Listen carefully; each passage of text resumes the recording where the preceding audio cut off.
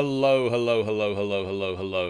and welcome to this final boss fight live stream of the Council of Tamrinor. My name is John, and I am joined by the aforementioned Council of Tamrinor, Sean. Sup is snatches. Ben. Hello! It's good to see you. And Jeff. They put me in a box. Why did they put me in a box? And we have a hype train started because Ben has resubscribed with the following message. Yes, of course, upon this stream of gods, we would, of course, have to introduce the one who walks among us. Of course, the one who, of course, loves us all. Of course, and of course, can balance an orange on their brain box. The one, of course, doesn't like fish, that can swim, that can't swim. Of course not. For they, of course, took course, being course through the course, of course, and coursed through a coursing of speed. Of course, it's Ben, of course. I don't know. I don't know. It's a cause, not of course. Ah, yes. He missed the E on the last one. Did. I know. I ran out of words and letters. And Jeff, who says, woo. I think that just somehow makes that so much better when it comes Which does also remind me that I need to finish off the work I was doing the other day, which was to give us new alert box, because Twitch has done alert boxes with other things. Also, Mike Aftonreel, hello, welcome in. I forgot to put the music on. Vamp for a minute, guys. I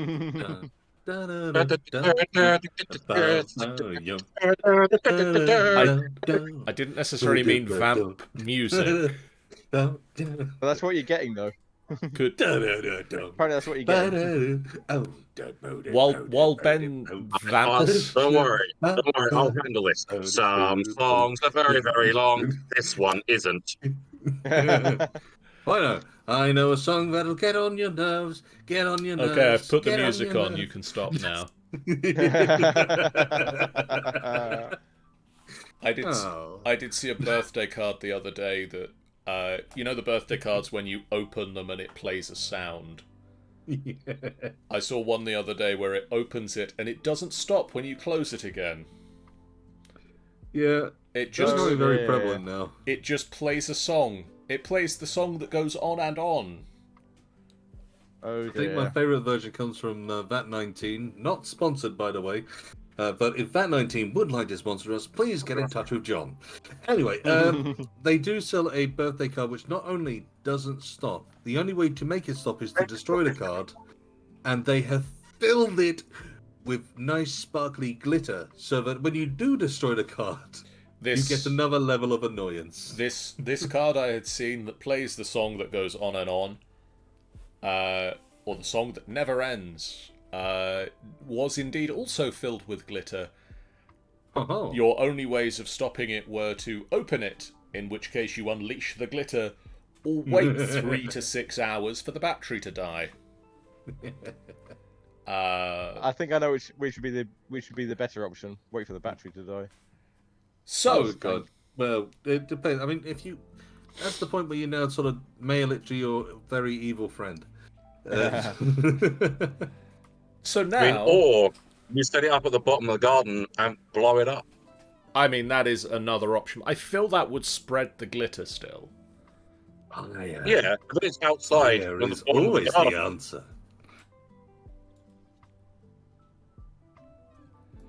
We could burn it. Fire is always the answer. Anyway, Yes. Without further ado... Remember, kids, set your problems on fire. Without further ado, let us explain what we are doing here. We are... Encouraging children to play with fire. That's what we're doing here, John. Didn't you get the memo? We're doing that today.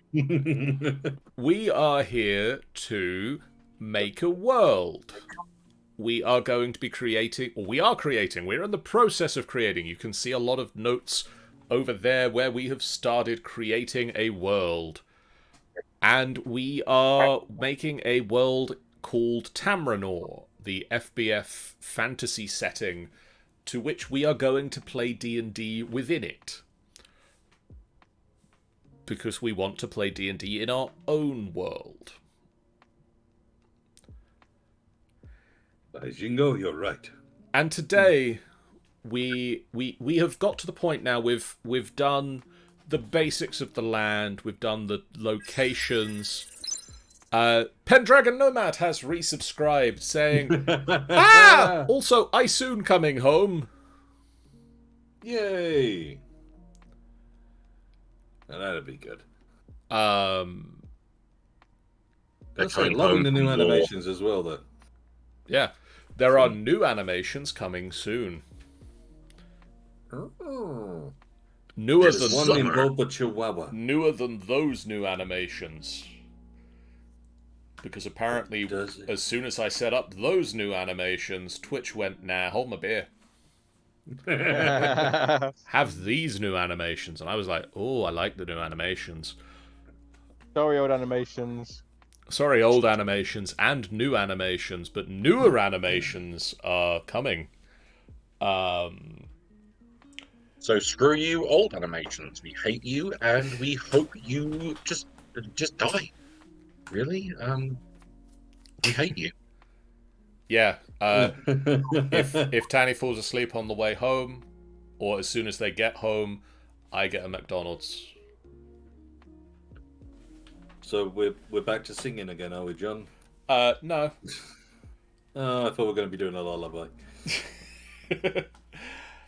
Lullaby.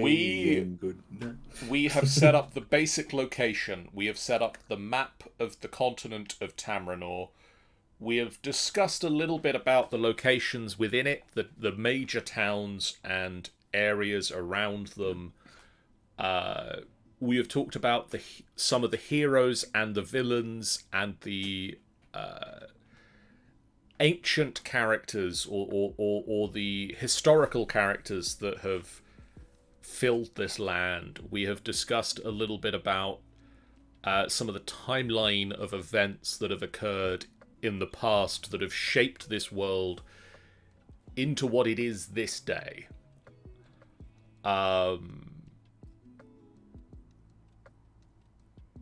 But now I want to talk about a big subject, a reasonably sized subject that I feel that we will dip into again in the future.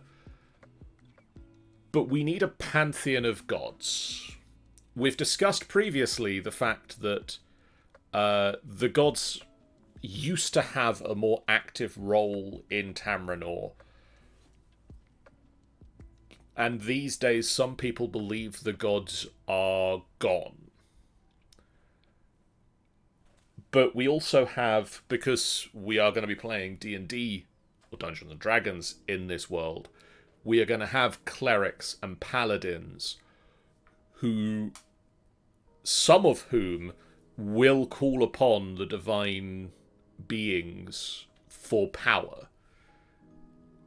And so we need someone to answer their calls. I did have an idea about this, actually. Slightly different to what we said before. Okay. And I'm not quite sure if I've actually copied this from a particular source or I mixed up sources, but the gods were here, but they are now gone. But they've left behind something. Right. And my idea that I had was that people don't worship gods as such anymore. They follow ideals or principles, call them laws. Law of virtue, law of justice, law of loyalty. It's like principles and ideals to aspire to, and there are temples set up to these principles, and that's what people worship, rather than the actual gods themselves. I do kind of like that as an idea. I did actually have a similar idea that the gods are away doing god things. They don't care particularly. Well, not that there's more important things for them. And I had still idea that people worship something else. I was going for something like a lesser divine being, like possibly angels or something else, or even just lesser gods, like On god that of note, god of Scrimshaw. on, on that note, following on what the other part of my idea, and of course I know this may be completely off base, but every few 100 years, every few millennia or something, a person would appear that fully embodied one of the laws, and they would essentially become a demigod. And then people would hold them in high regard, essentially worship them as well as a figure to worship. Oh, that could be interesting. They pass into legend though afterwards, so you'd see like statues to them, but nobody knows when the next one's going to come, or even if the next one is going to come.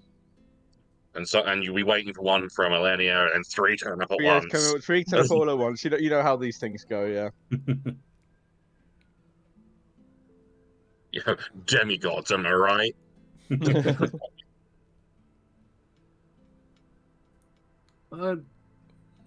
It's one of those bits where I do like this whole concept that there might have been the original gods, and then it's effectively the ones which have been almost crafted and created over time by different needs, and just for the sake of particular ones being imbued with powers, perhaps by the originals for the sake, well, that's what the people believe in, you can have the power, so we don't have to do anything. Which slowly generates a pantheon instead. Because I would also explain why there are some which, because let's face it, there's going to be evil gods, like there's going to be good gods and all that side of things. And it's more along the lines, well, rather than these divine beings have decided, I'm effectively placing it more like the divine beings themselves have decided that they don't really want to have an active part, more like they're spectators, thinking almost like watchers, apart from have actually generated and created everything. But they're far more interested in watching rather than they are in actually participating. And so over the years have given and granted powers to the particular ones, which might go to show why there seem to be some which are very particular to race, there are some which seem very particular to particular classes and stuff like that. And there might be there are some classes which just literally do not seem to have a pantheon at all because they never really looked into that kind of belief, because they believe more in themselves rather than anything else. Tanya survived the bus. Yay! Huzzah! But did you fall asleep?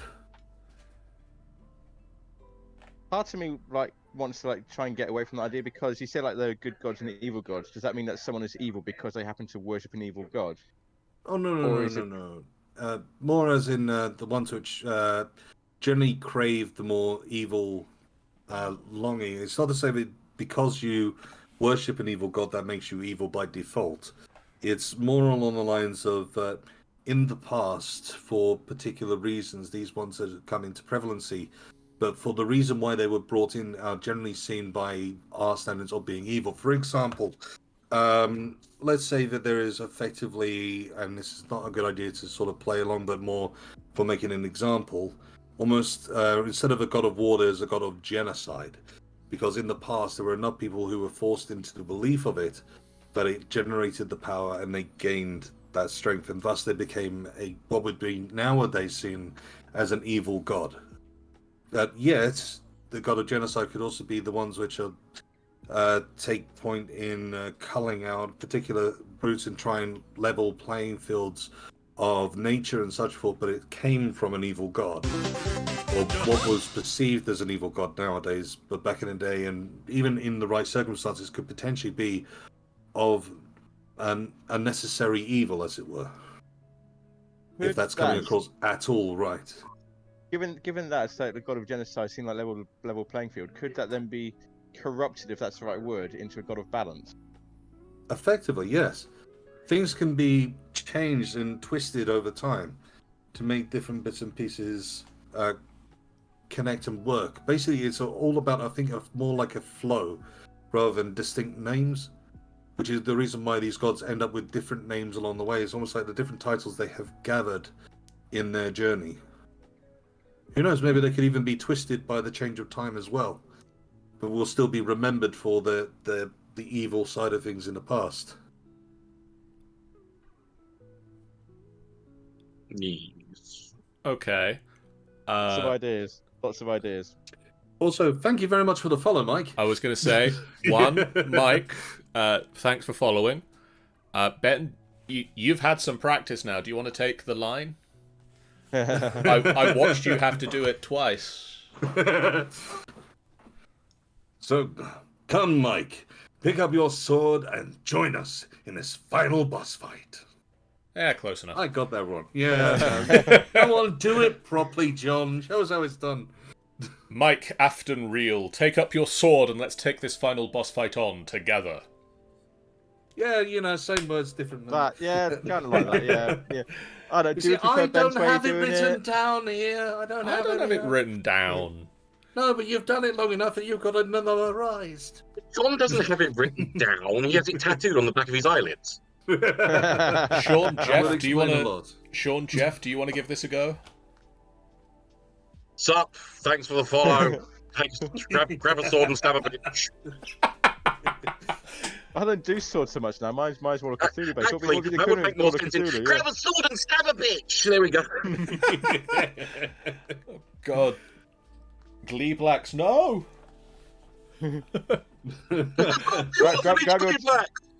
Grab your tome of forbidden knowledge. How's that?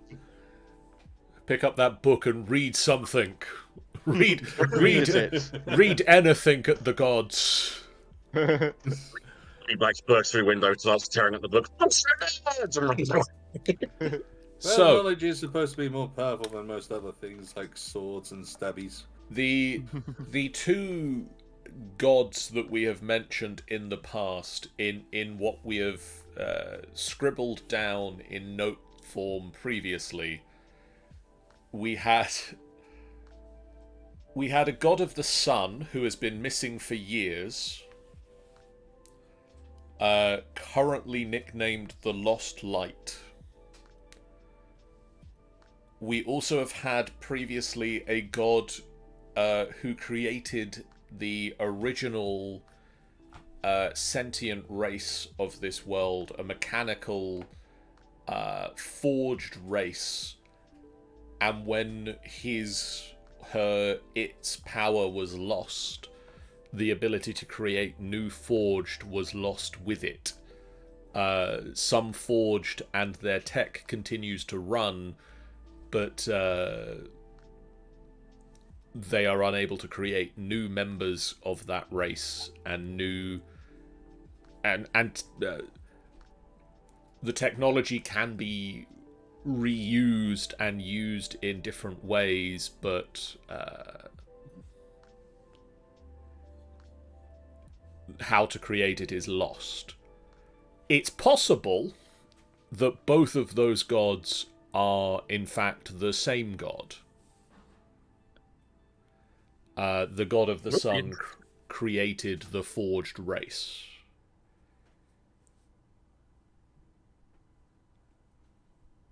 Maybe.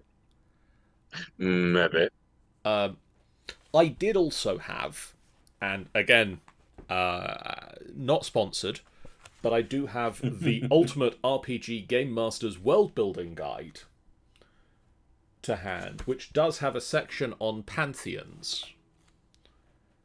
Okay. So I was wondering, do people fancy trying to roll up a god with dice and things, and we'll see how that goes. We can give it a go. So give it a try, yeah. We obviously don't have to use it and can tweak what we get if we don't like dice rolling. But Dice out. Don't like dice rolling. Doesn't sound like us at all. As Jeff, What? as somebody who Hello. has dice to hand, I have many dice to hand. could you roll me a d6?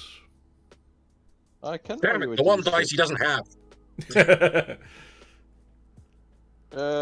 That's a nice glittery D6. Let's roll that one. 3. So this god that we are creating now Their domain is the celestial. Mm-hmm. Ben, I can see that you launched off side to get some dice. Would you like to roll me a d8?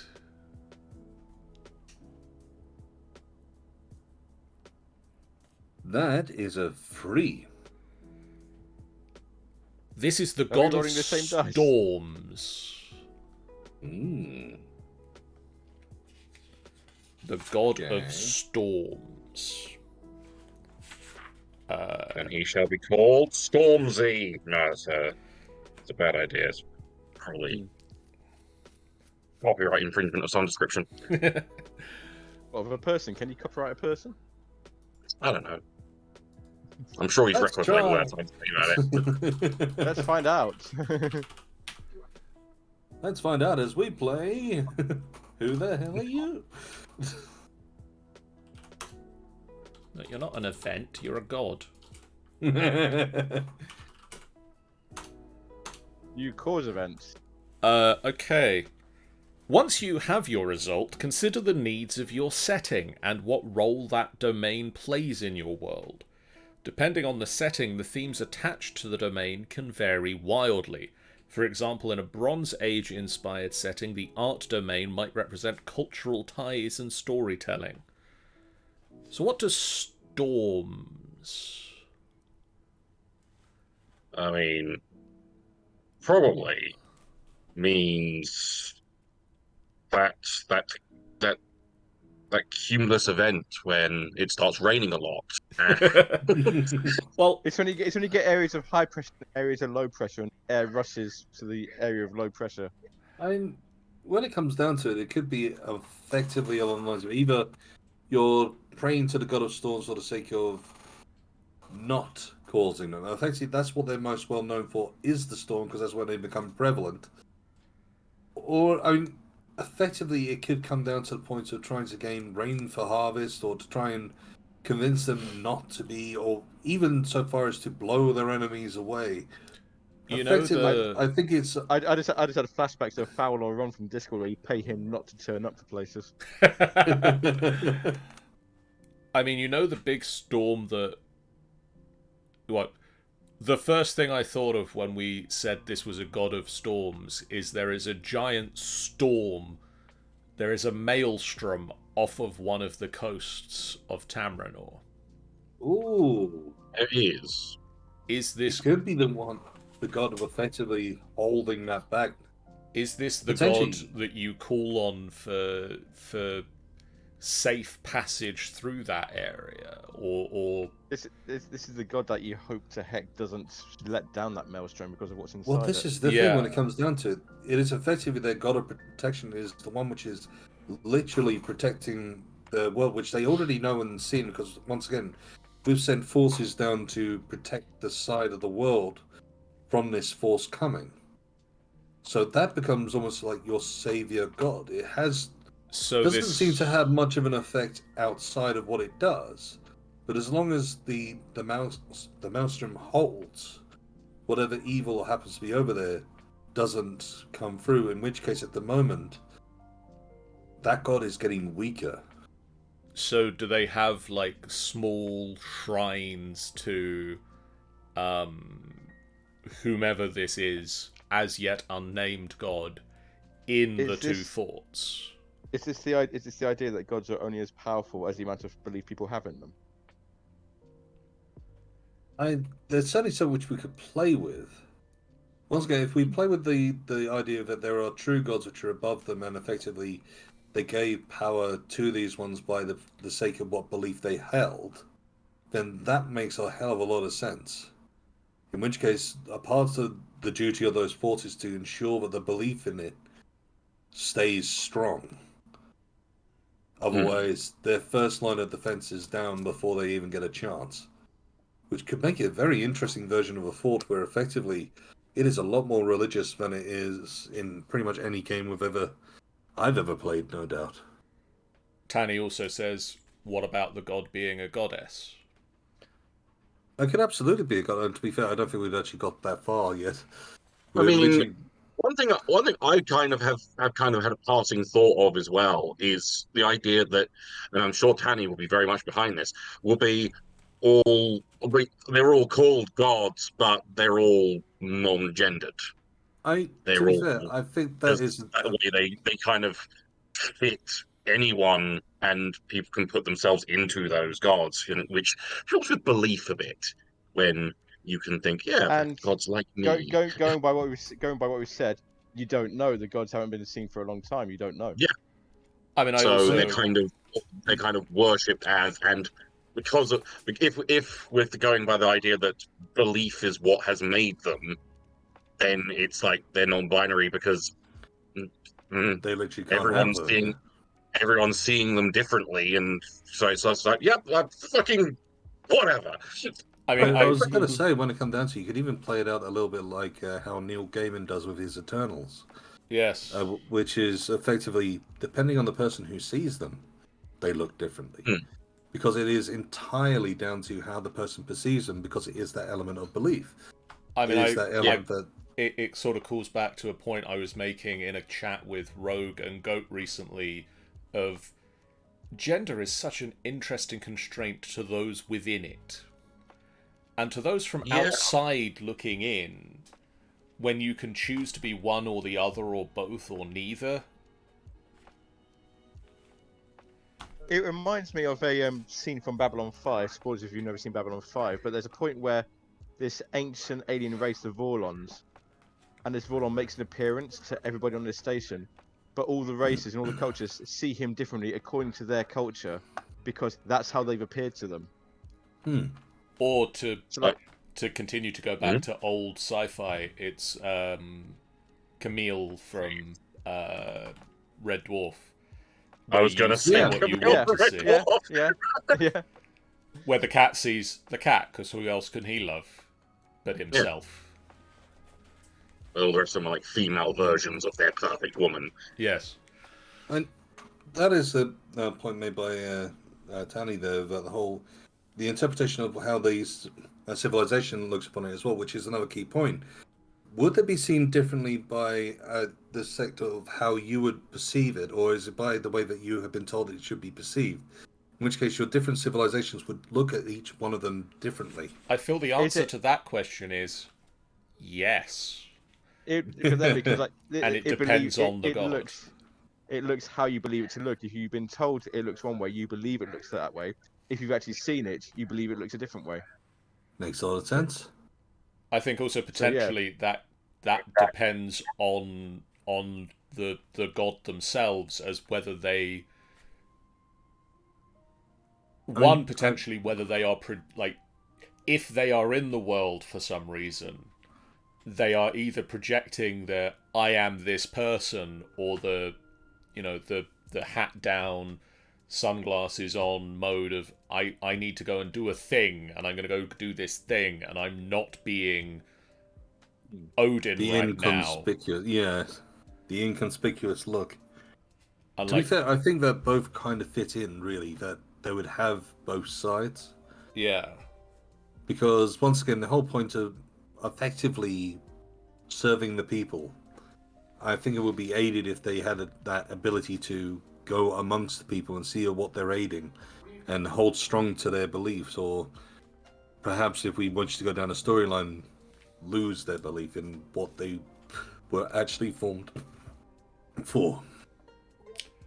So, the next section of this book, which I believe is still on Humble Bundle.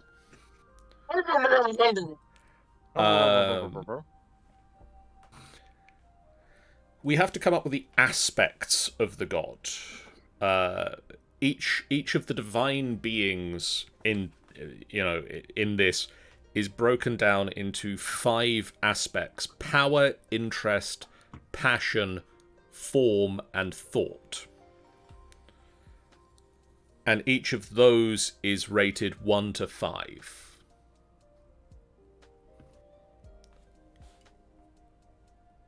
So specifically for God of Storms,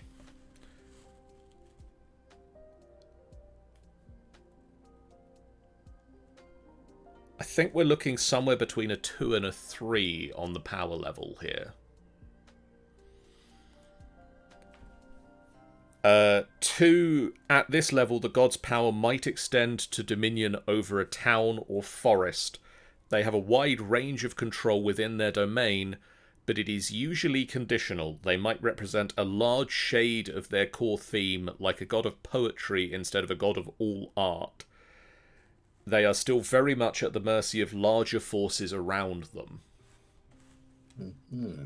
Whereas power level 3, at this level, a god's power can extend over large regions of the world or broad concepts. This might represent a powerful force like the wind or the sea. They can influence the world outside their domain.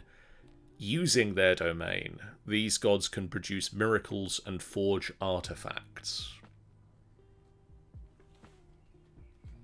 Fair enough. For reference, what are the other levels? 1 is a very narrow focus, so instead of a god of art, it might be the god of rhyming couplets.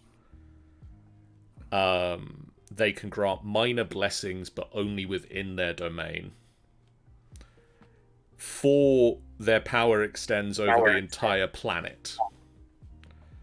Should they desire, they can rewrite the rules of their domain to suit their preference and impose their will of their domain to change the natural laws entirely within certain areas. And then level 5 is cosmic power. I.O. Tanny and McDonald's. They can reshape existence, forge new worlds, and even create new gods. This level of power represents a far-reaching omnipotence. Oh, phenomenal cosmic power. Phenomenal cosmic power and no itty-bitty living space. You went where I was hoping you'd go. So I don't... Yeah, you're not the only one who can manipulate your players, John. So I don't think that any of our gods are going to be 5. Or at least I would say none which have direct impact. Like, for instance, there's an idea which came across a long time ago on how to, on one of these video essays on how to improve particular films and such which have come out in the past, and one was on Wonder Woman. Right. And it does I'm going to be right back. Sorry. Okay. It does open up for an idea which I thought was actually kind of good, that wasn't really explored, which is the whole concept that obviously through the different prayers, the different beliefs, the different ways people could honor their gods as such. And one god which has gained innumerable power, more for the sake that doesn't need to do anything in order to gain it, because the people do it anyway. He doesn't need to manipulate, doesn't need to do anything, would be war. War doesn't cause wars, wars happen anyway. But they just carry on giving war power. So war is actually become more like a neutral god, because he has all the power and doesn't need to do a thing. It doesn't do a thing. It just constantly gets praised, constantly gets more and more. So the whole element that maybe there are some which don't require praise but get it anyway, and have effectively become gods so high that they don't even get seen. Law, I owe them a McDonald's. Also, hi! It's good to see you. They managed to get home without falling asleep on the way home, or as soon as they walked in the front door. Mm-hmm. It seemed an easy bet, and I like buying McDonald's. For yourself or for other people? I'm not too fussy on that. Right, I'll just make a note Well of that. then, no. Just make a note of that. Next board games day. So for this god of storms, are we going to say 2 or 3?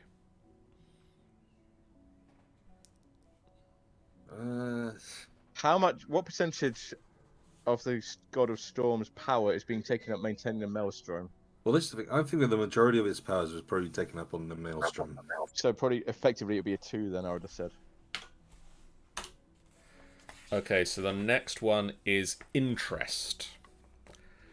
This aspect determines the god's focus, the focus of a god's attention between the mortal and divine worlds.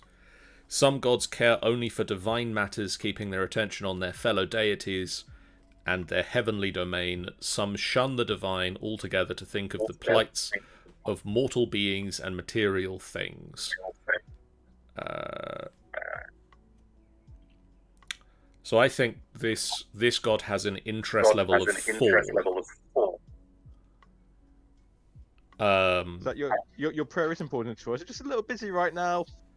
Yeah, it's the whole point of kind of stuck in focus. Please give me all the attention you can. So It's almost like basically, becoming a charity drive at the moment. 1 on this scale, 1 is they focus entirely on the divine, 5 is they focus only on the mortal. So 4 is they mostly focus on the mortal plane. Yes. They still do have some attention in the divine ecosystem.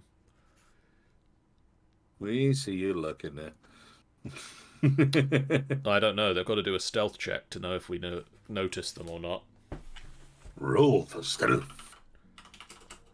I think that's a exclamation mark lurk.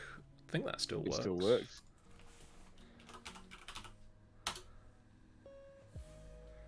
Oh, it just tells you a random number. That's helpful, Oh. Streamlabs. Thanks for that. Oh.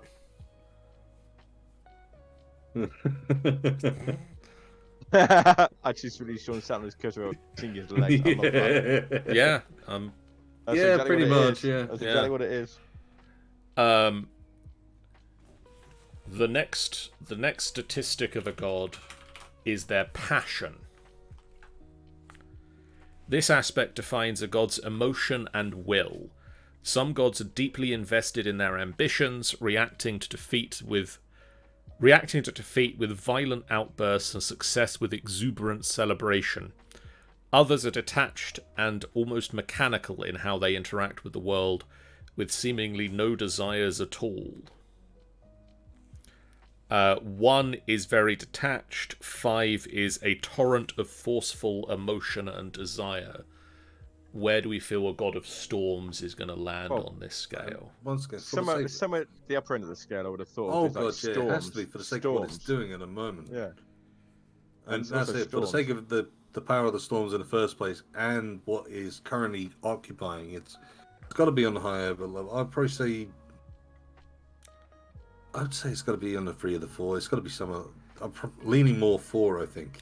So 4, at this level, a god is deeply invested in all matters relating to their domain. They are compelled to do more than simply maintain their domain. They want to expand or shape them. This leads to plots, conflicts, and sacrifices. This one? It's one of those things that I don't think it's necessarily trying to expand anything. It's more like it's very highly focused on its domain and what it's supposed to do. A 3. Most gods at this level appear to be extremely capricious to mortals. This apparent fickleness can be driven by the general difference between gods and mortals. However, sometimes a god's passion is tied to their domain, waxing and waning alongside natural forces. That sounds more like it to me. I think so when it comes down to it. I mean, it's one of those bits where I have this belief that keeping whatever in the maelstrom is there, it's not necessarily for the sake of the mortals, but more for the sake of the land and the world and everything about it. Effectively, mortals come, they go, they survive, but if there is nowhere for them to thrive upon, there are no mortals, nothing happens after that. So we need to keep this at bay to keep the balance of the world at bay, effectively. So form is rated 1 to 5. 1 being their form is impossible to behold and comprehend. It could be a number, it could be a word, or a complicated idea, or a collection of interwoven forces.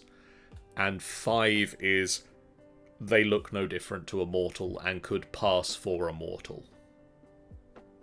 I think in their standard form they should be effectively one. As a general thing of what we've already said, that there is no correct way to perceive them unless they have created a form in which to be perceived. I think So potentially we're looking at a 3. Oh yeah, was 3 So safe? 3 is... They don't look like a living thing, but follow the rules of the material plane. Makes sense. They might be stones or roads or a storm. It does have components of living creatures, but they are mixed in unfamiliar displays, like a being with many animal heads or a body made out of wings and fire. But basically, it's a storm.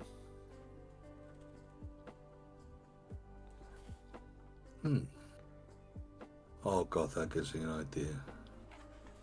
But the whole concept of the libraries being effectively a form of religion in the ideal of knowledge, effectively having the god of knowledge be a book of everything.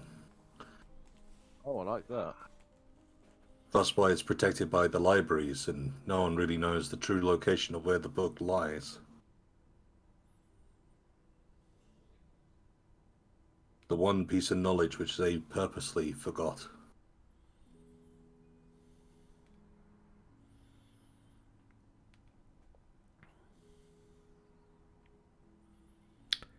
We're basically creating all the different stories around this, aren't we? Yeah. But That is- that's the fun of world building in the first place. Everything sort of generates from it. And then having read through Thought, I think Thought level of 4. Thank you, Tiny. Thought level of 4. At this level, a god appears to think like most sentient mortals, with some notable eccentricities.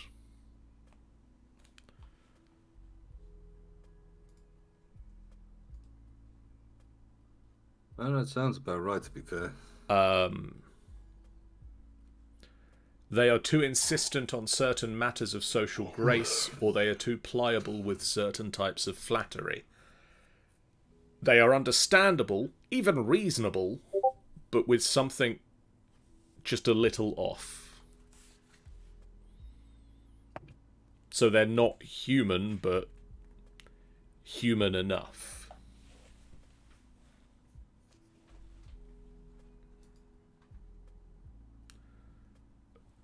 Right.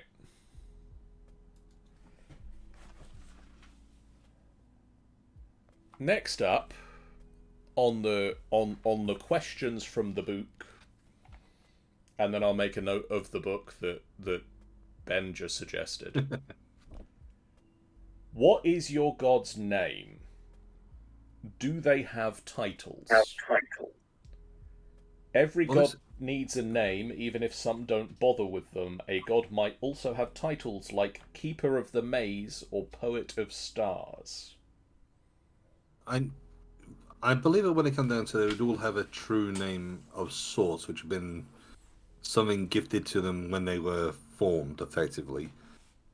Not that anyone would actually know that on the plane, on a mortal plane. In which case, I reckon they would be going by titles. The different cultures are calling them different things. I get the feeling that, specifically for this god is more within the world than some of the others. Yes. Like, I know that we've said the gods have retracted.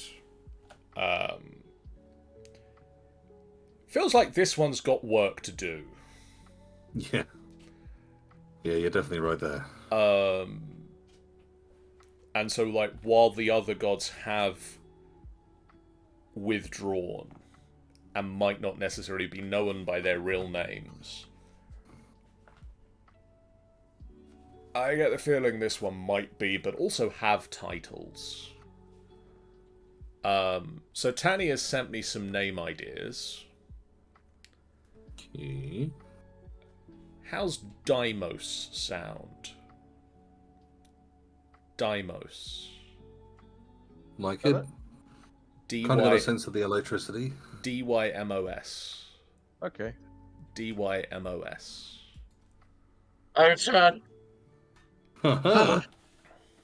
Oh, you didn't jump down. We were expecting you to get off of the curtain rail. Shan arrived while you were gone and thought that. Oh no! Thought that your legs, like the curtain behind you, was your legs, and you were just sat up on the curtain rail. No. These are my new scratchy as fuck trousers. Shan says, "Sean, your legs are still above you." I don't need legs. I'm like Davros. I've just chucked them over there. Evolved past the need for them. Does anybody have any titles for the God of Storms? Sparky Boy. The Master of the Maelstrom. The Twisty One. The heckin' Zapper. The Holder of Evil. No one really knows what's on the other side, so I might as well be placing it as evil. Holder of the Unknown. Holder of the Unknown. Holder of the Void. Ooh.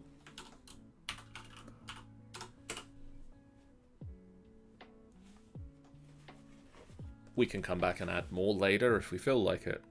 Yeah. What heralds this god's presence? A heckin' storm. A heckin' storm. Yeah. Storm. It gets a bit wet. It gets a bit drizzly. It gets heckin' wimbly.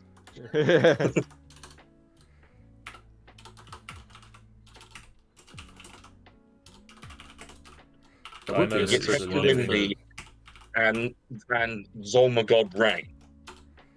Deimos is a living storm.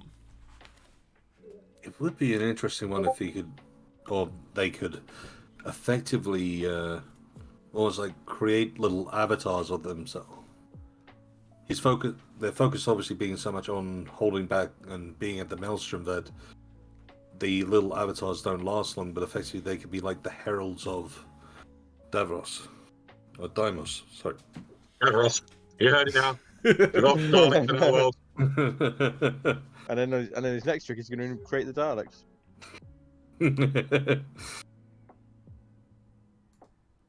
Exterminate all litter. Okay, so the next god, I feel that we need to use this name that Tanny just sent me. Dave. We don't have a god of accounting. How does the god of the vending machines? How does your god communicate with mortals? It's a storm. You get that smell or something before it comes down. Tanny says there should be. Oh no! Ooh. How about I have an idea. It's the stone. It's the weather forecasting stone. No, I was thinking like literally talks through like bolts of lightning. So once again, this whole element of generating almost like versions of himself to talk. Shoots down almost like sentences. A lightning bolt which hits and takes a form of a person, but literally cannot last that long. Oh, I thought you meant he like literally struck people with lightning to talk with them. Just like no. In my mind, I just love the image of effectively a lightning bolt which hits the ground and then jumps up in the form of a person, talks for a few seconds before disappearing, before another bolt of lightning comes down in its place. To keep the conversation going. I mean, that's a lot better than the cleric just being struck by lightning and just like on the ground, like charred and smoke coming. My god says no. Also, ow. That just reminds me of when I go and my players the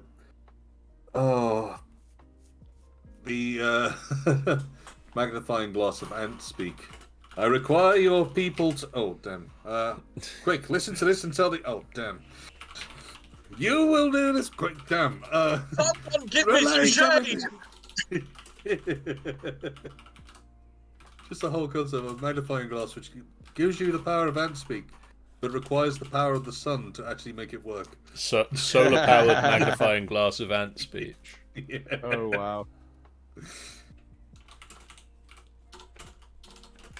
Just pretty much says to whatever you do not get into the focal point. Stay away from the light and listen to me. What did you say? I couldn't hear him over this beam of solid sunlight. I think he said something about coming into the beam.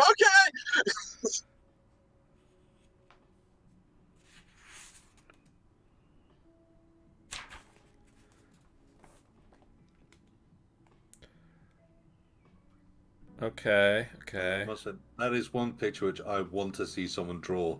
Effectively, a beam made out of lightning which only lasts for the mere seconds of the first sentence.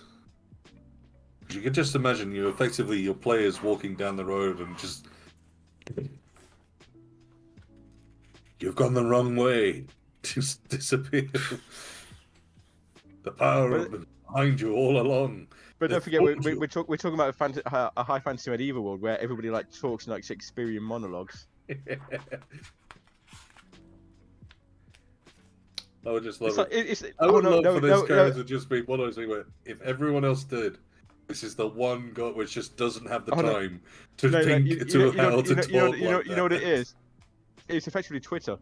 Trying to communicate in like 120 characters or less, yeah. Yes, that is exactly how it is. Okay. Limited in his choices, he can make longer sentences, but he has to carry on firing extra lightning bolts in succession. It's like the thread emoji at the end of one of the lightning bolts. Okay, looking at the next section. One section here we need to come back to because it's how does the god feel about the other gods? And this being the second god, we don't have enough gods for them to have any feelings about the other gods. To be fair, considering the position which it's stuck in, I wouldn't be surprised if it's stuck in a point of indifference. It still needs, like, we still need to give it... I know. Yeah. We still need to give it feelings about other people. We just need other people for it to have feelings about first. But we do get to do the following. Which is to come up with the following that it has. Not just the next bit. So... For our god has a faith of 9, which is its power, interest, and passion added together. Okay. Is 9 a high number, a low number? What is 9 in this scale? It's 9 out of a possible 15, so it's on the higher end. But you'd hope so, considering this is the god attempting to keep the bad shit away. So we have three dice rolls to make. 3 dice rolls? Dice rolls they are, sir. Dice rolls they are. We need to roll for our god's loyalty, influence, and the size of the following.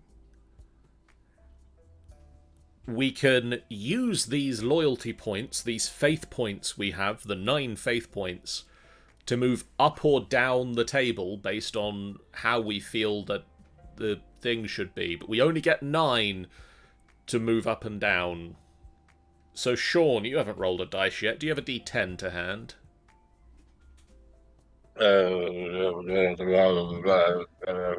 One second. Sorry, I just need to channel my didgeridoo.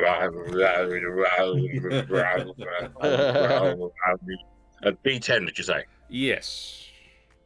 A D10. Oh! 2.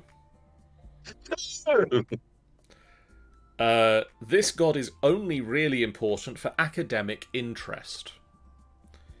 People know about them, but no one really worships them. I would say it's a no. To be fair, I can see that effectively the whoever are in the forts effectively being spread across the land still trying to incite and keep the faith of it going? I think we need to move this up by 2. Yeah. What does that take it to then? So that would bring us to a loyalty of 4. This god is, or Deimos, is worshipped by a loosely connected following.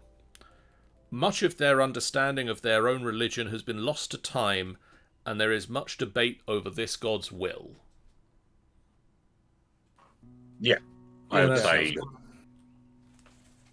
because it being just like, oh, we don't really give a shit about this god. Let's just we'll learn about it in books and at school, but we're not going to really worry about it. He's literally over there holding demons.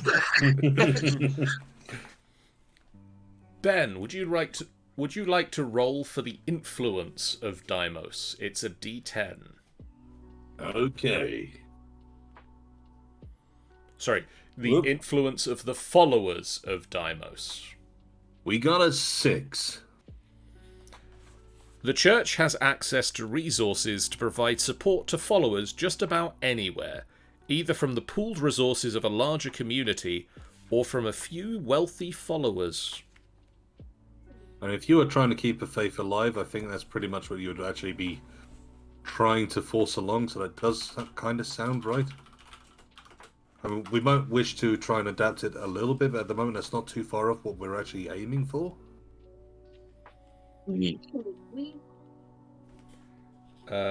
Going up from that, the church is an important force in mortal politics. So I don't think we actually want to go up. No, I don't think we wanted to go into politics. What would be going down? The followers are modest. They can build temples, make congregations, and are mostly able to worship unmolested. To be fair, that doesn't sound... I mean, it's either 5 or 6 there, then. I think if we stick with 6 for now, we'll see how this next dice roll goes. Yeah, I'm feeling 6 is the right place for it. You don't want it too much more, but at the same time, the one lower is seeming a little bit too It's low. like it's losing a little bit of its power, yeah. Let's see the size of Deimos' following. Jeff, Hello. could you roll me a D10, please? I can roll you a D10.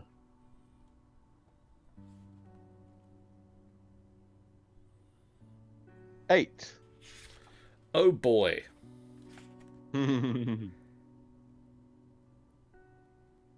Nearly every place in the mortal world worships this god in some capacity, even if they don't acknowledge it. To be fair, once again, if you've got the Interesting. ones from the forts tribe, if you imagine they're the ones who are a part of it, effectively going around trying to keep this faith alive, that kind of sounds right. Yeah, and you see, the importance of this god can't be overstated. So it's like the idea of everyone going, nah, I don't give a shit about that god. It's like, that makes no sense. Everyone would know about this god, and everyone would at least passingly think about this god, but not necessarily be like sitting in the church or temple all the time. They're not necessarily devout followers of Deimos, but at the very least, they all go... like the occasional cheers, and that's it. It's like... Cheers, Deimos, for keeping the world going, etc. Yeah, Exactly. So I think once again, I think that number's right. Roughly. It sounds right going by the description. I mean, I don't know what the other options are around it are. So I close the book. Well, you don't want to do that, John. Right, book's closed. That's it. So, size of 9. Worship for this god has more presence in heaven than it does in the mortal world. Definitely not, then. And then we could take it up to size 10, which is everyone everywhere in every realm worships this god. Well, that's the thing. For one which as we're saying, it's one where they're trying to keep the faith alive. And I kind of like that as a story element for the world itself, is that they are trying to keep the faith going, and it's not like it's an easy task. That's why the forts themselves seem to have these makeshift churches in them, literally designed so that they can give as much faith whilst they're there. I think we stick with 8. Yeah. I think 8 is enough. It's Out of everyone. curiosity, what was 7? 7 was just a large nation. Okay, yeah, 8. 8 definitely feels the ticket. So, Ben. Yeah. Ben.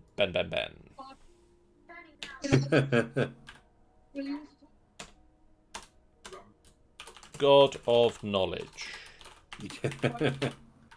Do you have a name? I for the sake I literally just came up with it. No, I Would have you not like thought of me a name of knowledge. to? Shall we hand that over to our name maker? I've got a selection of names from our name maker, including but not limited to Dave. Uana. Uana. Uana. Uana. Uana. Bethine. Bephine. I kind of like the sound of that one. Bethine. I'm both. Don't worry, Uana sounds quite an interesting one as well, but I think Bethine has that sort of curiosity to it. Is that just like the title? The title is in gold lettering on the spine of the book. And yet, surprisingly, seems to be in every language, and yet none of them at the same time. It's like you read it, you just understand it. And So at the same time, the letters are not familiar in the slightest, but you know exactly what they say. Yeah. Yeah. I just like that whole idea that effectively there is this infinite book with everything that has ever been written in every language and every possible thing. Almost like all knowledge is within this book. And the book is effectively a living entity of sorts, and it is the impossible book. But I think that it just works so well for the library. For the sake we've been thinking of having, we'll have that library, which is gonna, there'll be libraries all over the place, and they're all gonna be devout to this. Like, you couldn't ask for a better god for a library. than the infinite book. Yeah, the infinite book, which, for the sake of its own protection and for the sake of ensuring that no one ever gains too much knowledge, it is kept secret and held away, potentially in one of the libraries, and yet at the same time unknown.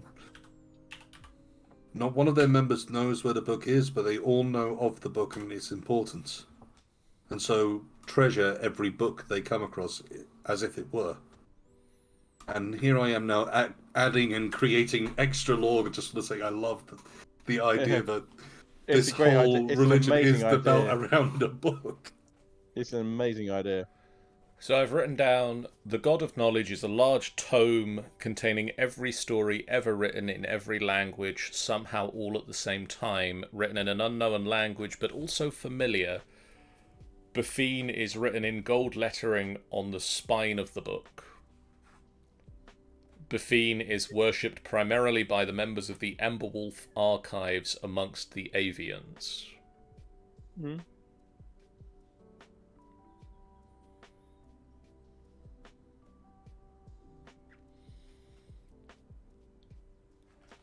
I dig.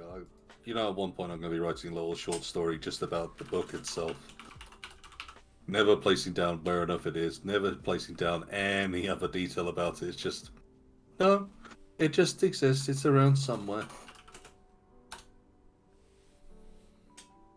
Surprisingly, it's the one which everyone would know about, and yet when you turn away, you forget about it entirely. And these stories about it are all that exist. Anyone got any other ideas of gods we want to particularly note down at this juncture, or do we want to roll for a domain again, or? I mean, so at the moment we got sun. What have we got so far? Sun, knowledge, and storms. Well, I mean, not to be the emo goth guy here, but death is a fairly important one. Yes, Death- I would definitely agree. Death does come up a fair amount. You can't escape it. It's one of the few Or can you? certainties in life. What do we do? What do we do? Why do we have a god of taxes? Because that's the other certain thing. Oh no, that has to go with yes. We've already mentioned Dave, the god of taxation and accountancy. I would just love for that sake that the god of taxes can be known by the call of the whisper on the wind. Tax doesn't have to be taxing. Wow. I don't even know whether a lot of people are going to get that reference, but still. So I'm gonna give Sean some options for this name. Right. Axtius. I love me some death. So, Axtius. Axteus. Asyn. Asyn. Nestia. Nestia. Neztia.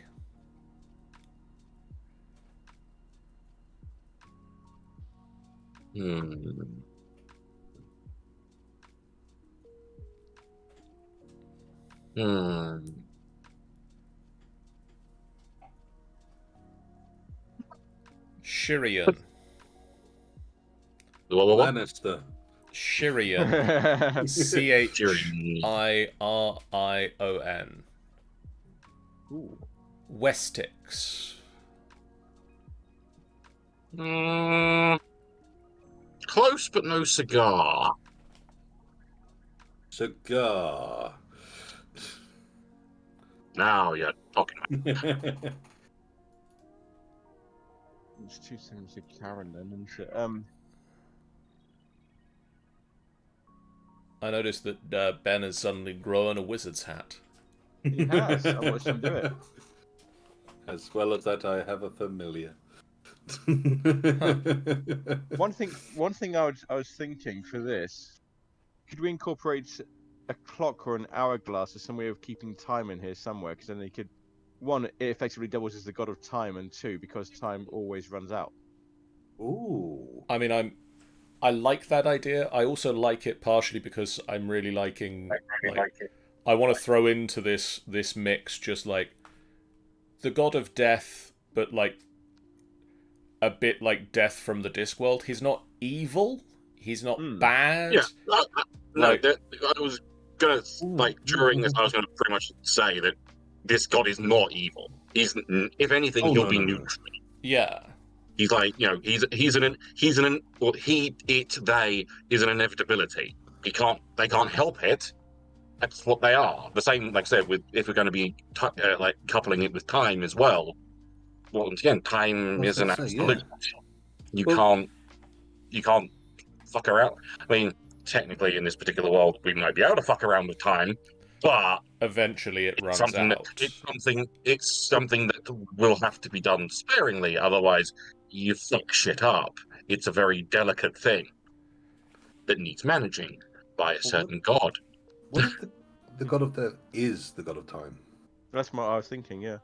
Yes. Then it comes down to effectively, it isn't a case of your life is come to an end. It is your time has run out.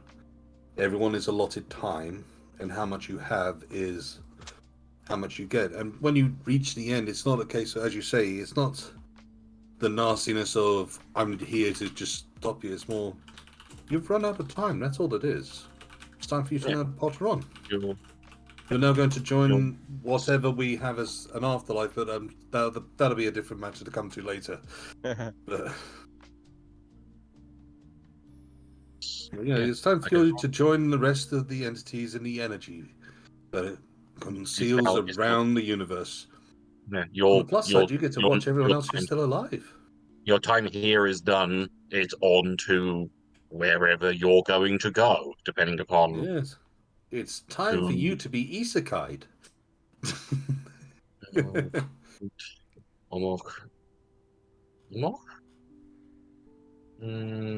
only other thing which I end up placing on that is that the Grim Reaper not being evil is a very well played card and trope now, where it half makes me wonder: do we want to kind of place it more like the, not that it's evil, but almost takes the joy from it?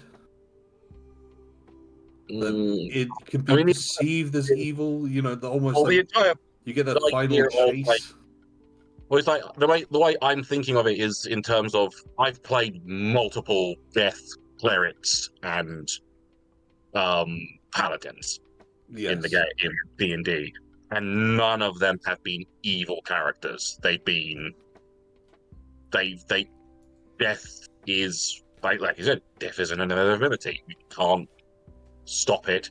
Anyone who does try to stop it, it's perverting the natural course. Yes. So you can't make the god evil. It has to be, and you can't really make it good, because otherwise it's like, yay, death! Everyone should die!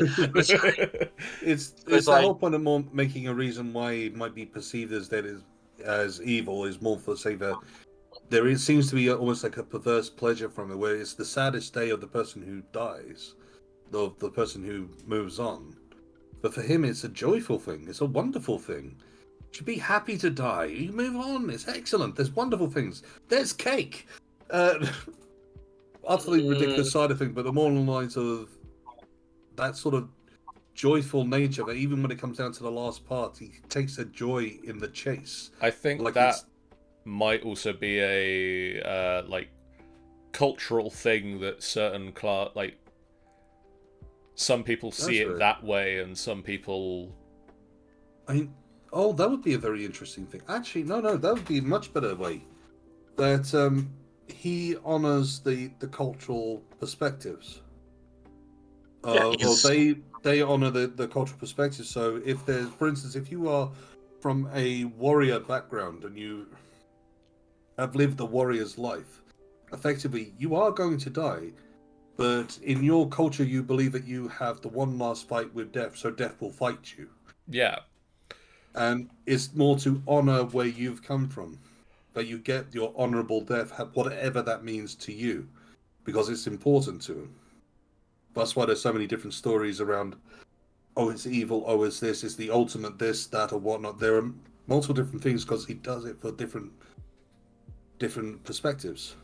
Once again, it depends on how you look at it when you pass on. Yes. Anyway, name. Yeah, I've got my own death name generator going here. I'm just going with Droth. What are you thinking about Droth? Droth. Yeah. Ooh. Droth. Droth. I'll put that the right way around.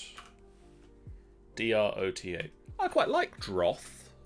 Droth is quite nice, actually. Yeah.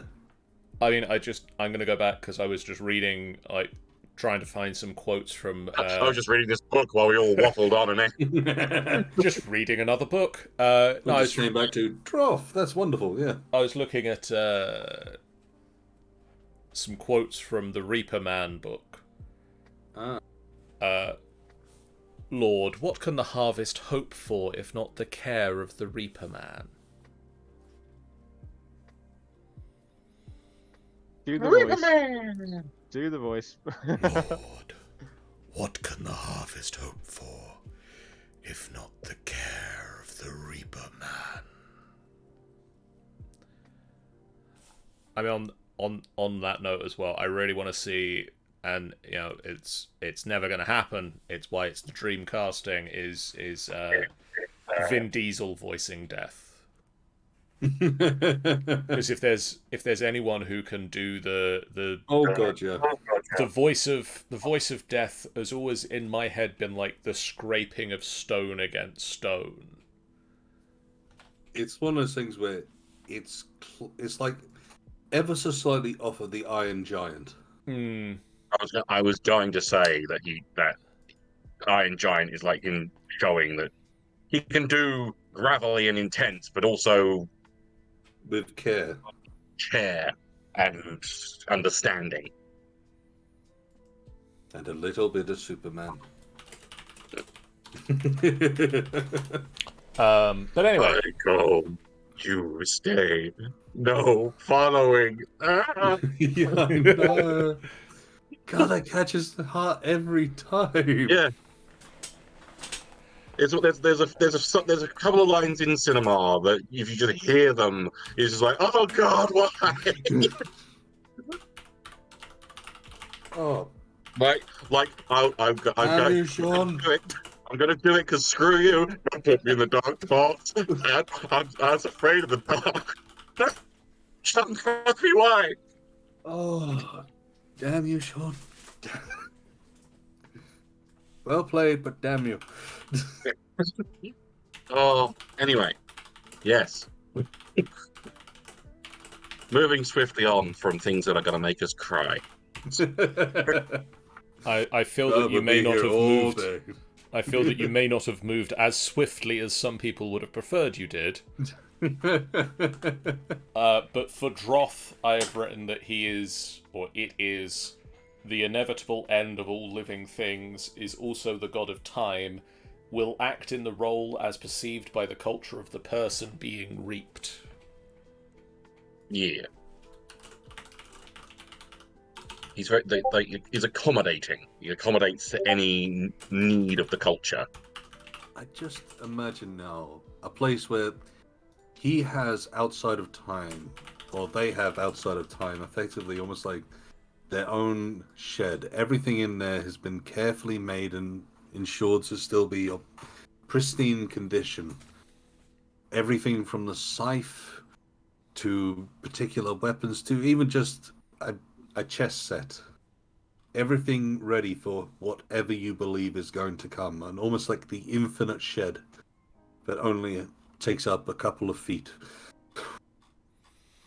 Okay, so I have a new thing to share with you now. We have a, I'd say, fan-submitted god Oh, to potentially add to our pantheon.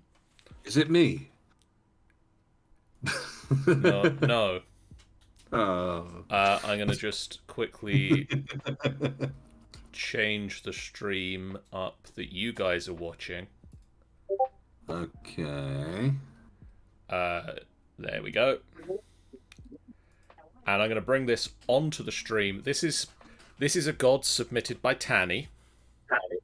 Okay. Tanny has submitted for us Evernora, Keeper of the Garden, Fallen Child of the Starless Skies, the Breaker of Fates, the Many-Face. Fit that on a business card. Here is the Pinterest board wow. that Tanny has just sent me with their god. Oh wow. Oh wow.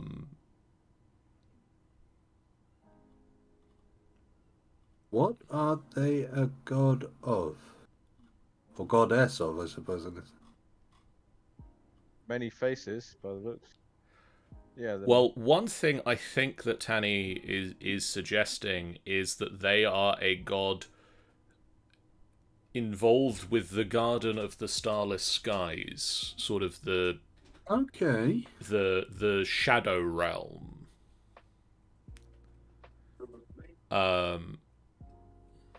Effectively almost like the keeper of. Tanny says, remember the necromongers from the Chronicles of Riddick. Yes. No, because I never saw that film. But go on.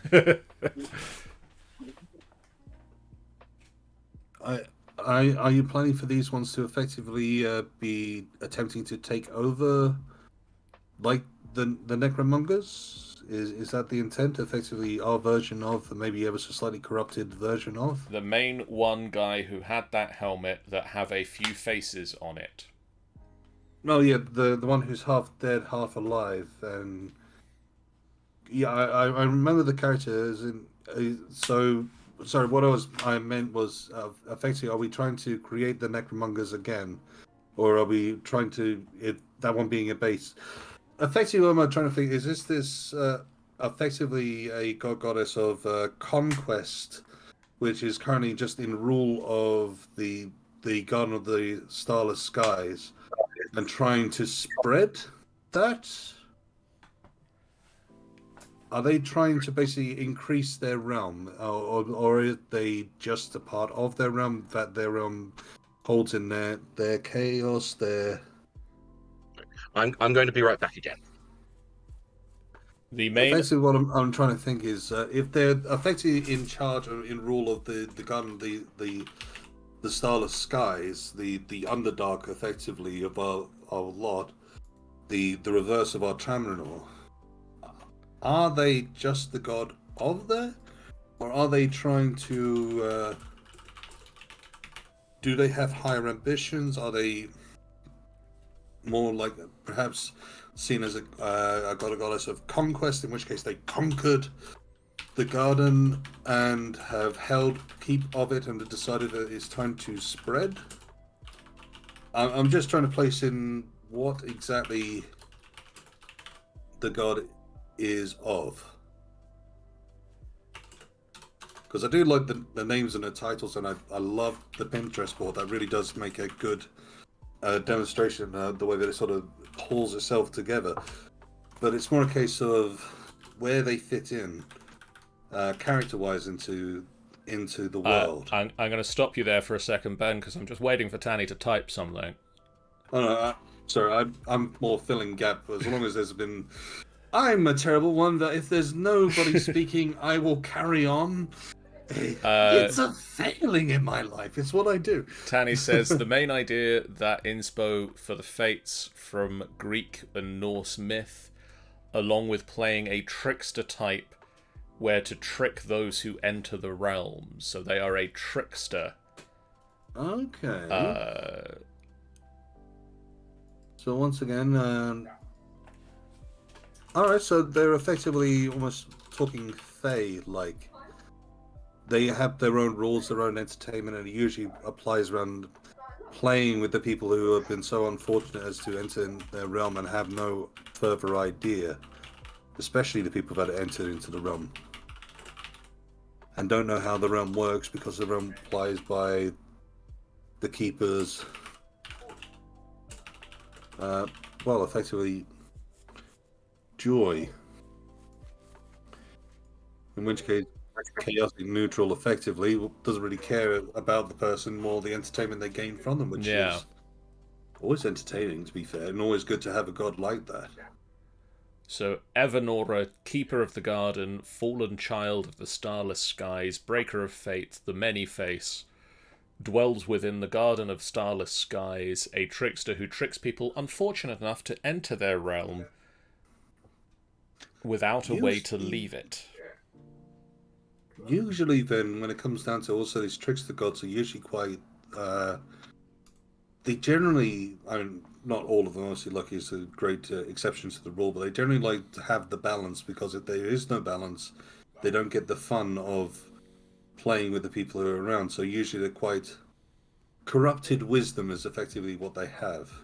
A wisdom which others do not see, effectively your jester in a castle. They see the world in a different light and wish for it to stay the way it is so that they can have their fun. The corrupted wisdom usually comes down to the point of being able to play with the people that come by in whichever manner feels right for them. It doesn't really matter about anybody else, it's just what feels right for them.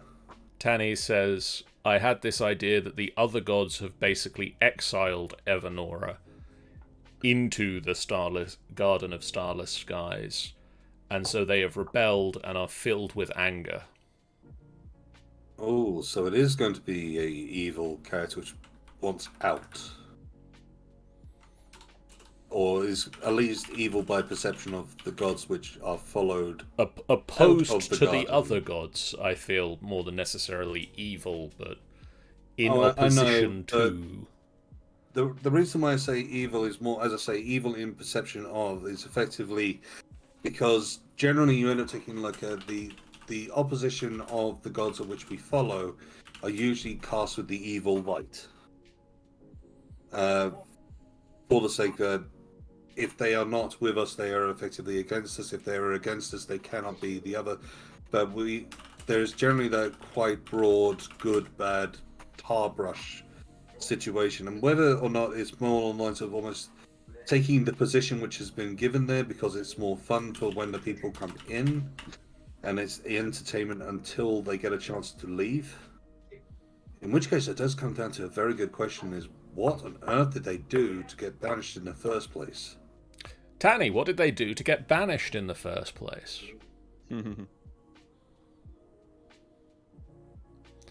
We now have stream delay to wait for. True.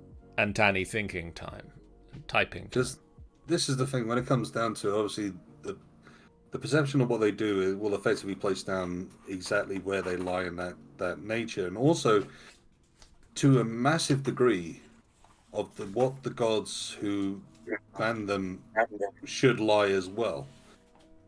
Because if it's been banned for no reason, then heck, when it comes down to the gods which we've got, they are either far too lawful and hold on to particular rules and ethics and codes and conduct that they cannot allow the trickster to play. Wanting justice for what, Tanny?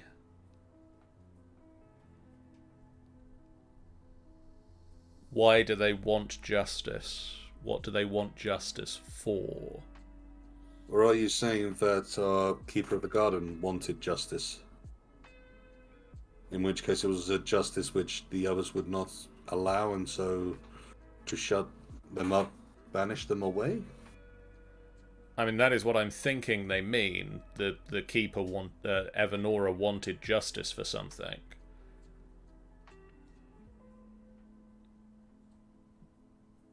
Or did the others want justice against Evanora? Exactly.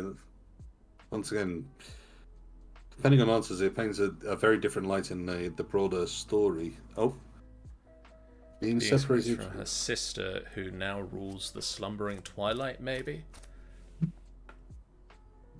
So effectively one... Oh, that could be an interesting one. One which was cast into Dream.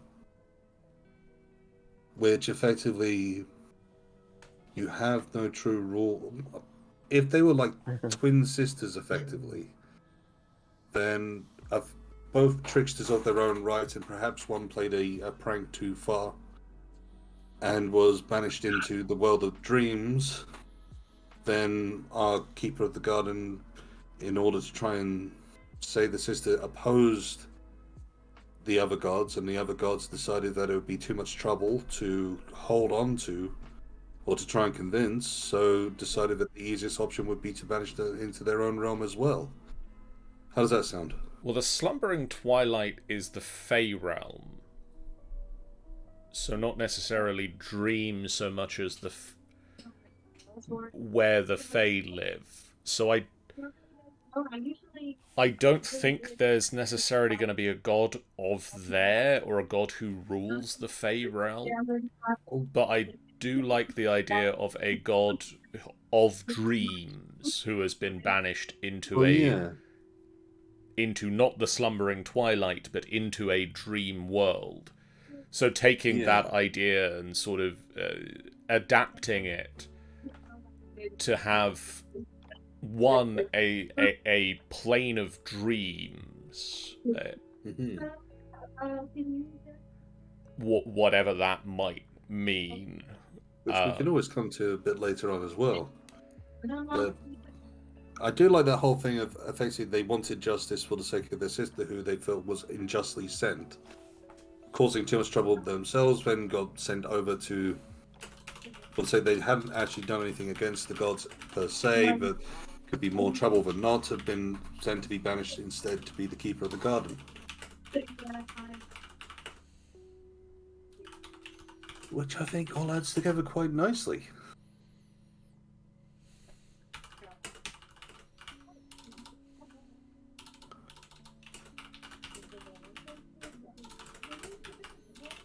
I do notice that I'm getting a bit too excited into a lot of these ones. I think I'm going to have to sort of take a back seat for a moment or two to let other people speak. As I've mentioned in our own personal chat, I've created gods before. Numerous gods in different lights and different versions. And yeah, I always get into it because that's usually how I start building my world, is, well, what are the ones which created it in the first place? Oh, the sister is more nicer of a person, in my opinion. My idea would be that another god had done something to the sister, so Evanora wanted justice and went too far in harming this god instead of taking side of the sisters. This god manipulated the others into thinking that they did nothing wrong. I'm just going to copy and paste that message into the Obsidian chat, and I'll write it up again later into more of my own handwriting, effectively. But so we've now got Befine, goddess of knowledge, Droth, Befine, god of knowledge, Droth, god of death and time, Deimos, the god of storms, Evanora, the trickster goddess of the starless skies, an unnamed goddess of something, dreams maybe, and the lost light god of the sun. So does anyone have any other... Mostly I'm going to say this. Jeff, Sean. Yes.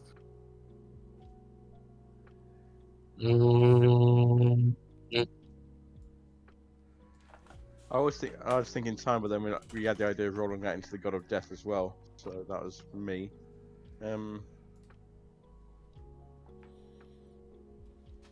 Well, I'm thinking of just primal forces like time, death.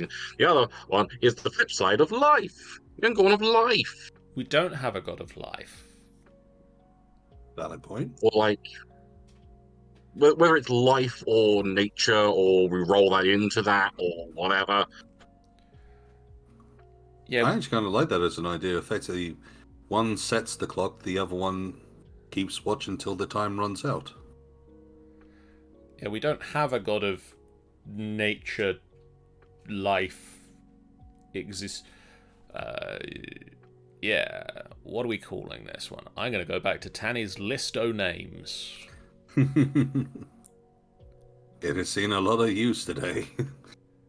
Fenir, Higdar, Vundas, Himnir, Thaduna, Thorea,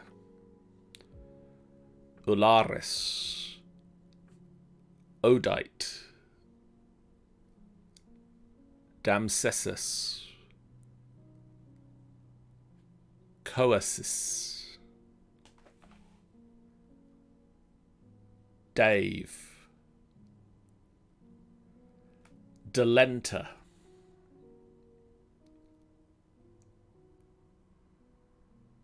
Onka. Ooh. Onka? Onka's not a bad start, I think. I feel like the O or the sound sort of fills in quite nicely. It's one of those things, for some reason, I've got in my head a rounded noise. A rounded name. Uana. Uana Make might be a good way, one. make way. Uana might be a good one, actually, when it comes down to it. Once again, imagery in my mind is going for, circle of life. And in my head is immediately, circle is effectively what I'm thinking of when I think of this. Once again, this isn't my god which I've come to creation of. Please, everyone else say things. Please stop me to stealing the microphone. You stop. Uana, the god of life. I'm happy with that. Yeah. Uana. Hashtag God. I'd love there to be a god of creation, effectively. Created the firsts. I really thought for a second you were going to say, I really wish there was a god of hashtags. Now that would be incredibly meta. Octothorpe, the god of hashtags. Do you have... Sean, Jeff, do you have any titles for the god of life?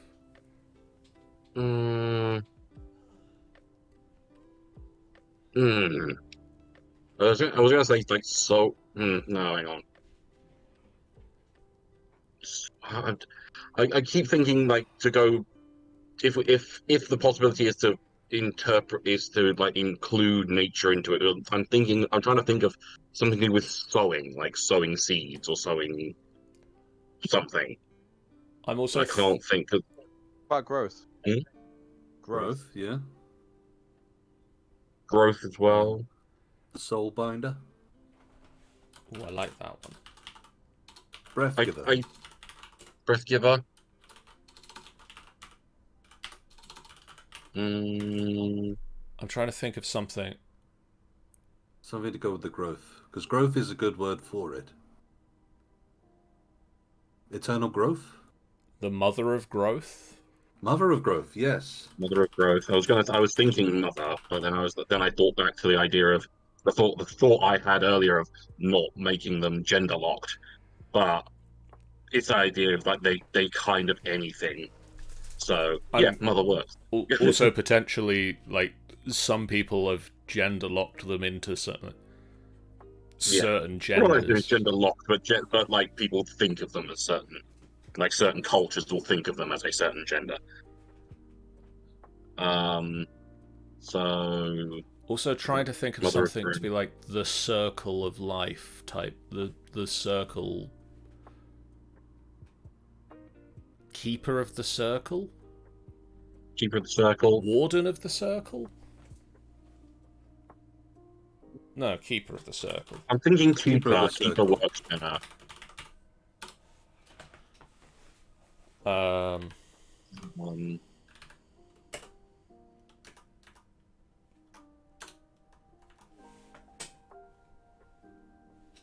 any other details about Uana, god of life? Mama Bear, as Tanny says. other details, other names, other titles. I just it came in. It's like one just popped into my brain. The Verdant Queen. Ooh. Ooh. That just came in. It was like, hey, how about this? Like, okay, that's my brain. Actually, that's going in her like main name. Yeah. Uana the Verdant Queen. Much like we've got Evanora, Keeper of the Garden. Yeah. Oh, I just thought of one for Droth.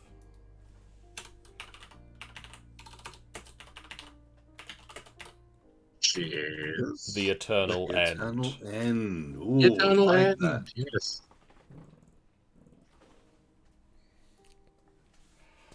What if Uana only appears as animals? That would be I good. like that. I like that a lot. Now, are we? But I'm agreeing. Only appears animals. That's brilliant. Is it like an unassuming animal, or is it? It's obvious that there's something different about this squirrel.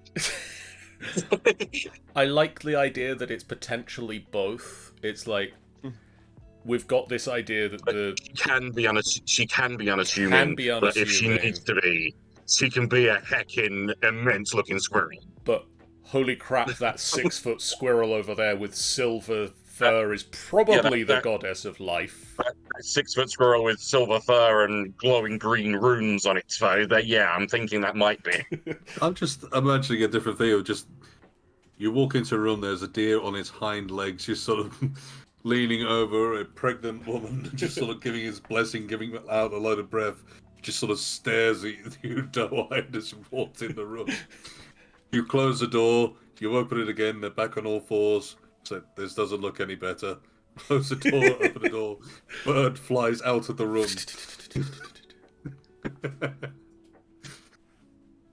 Sean says, oh no, it could just be Boris the squirrel.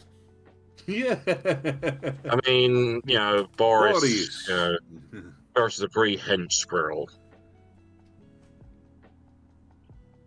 Oh, Boris the squirrel now has to be one of the followers, one of the. Hello, I am the Boris devout. the squirrel. Boris is our Ratatoska. Yeah. Yes, that's exactly it. Boris is going to is around. And it is just a fucking hench, like as in swole, like fucking squirrel, just massive biceps. I know the only squirrel which can talk. We've already said like Boris the squirrel speak. Hi, hello, I am Boris. But also, I am Boris. You see my sister tireless. I'm now also just picturing this giant squirrel just runs up to you, looks you square in the face, and goes, "Squeak, squeak, squeak." It's like, what on earth happened to you? I got given too much life. Too much life, and now I am this. Miscellaneous squirrel noise. I mean, squeak and squeakins. Squee. Yes, they do not suspect a thing. Okay. I must go now. That is the other point of Boris. Boris doesn't realize how out of place he looks as a squirrel. He thinks he is the most stealthy, normal-looking squirrel, but he's not. What? Just imagine him trying to get into a little squirrel hole in a tree. I'm just picturing giving like up halfway through, just legs dropping. Just the tree in the park is just bent over to one side. There's just Boris sat on a branch. The tree's bent over at like a 90-degree angle, and somebody points at Boris, and so he just like scampers off, and the tree just flicks upright, and all of the animals in it just go woo! All the actual squirrels. All the other squirrels. Boris no, aside, the migration process.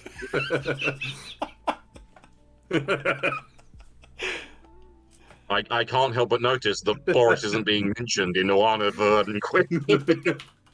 Sure, it's got to be written. Yes, exactly. Boris the squirrel is an unassuming 6'4" squirrel who acts as who is swole and an absolute unit.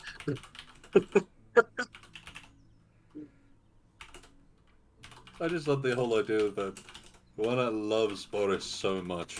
Just carried on putting life into Boris. So Boris is now an immortal squirrel of an enormous proportion, which somehow disappears from sight. Get out of view. Oh, no one knows how. Not even Boris. Yeah. Well, I mean, he's a normal squirrel, so why would he disappear? He's a normal squirrel. Yes, and somehow that's a strong Russian accent. Yeah.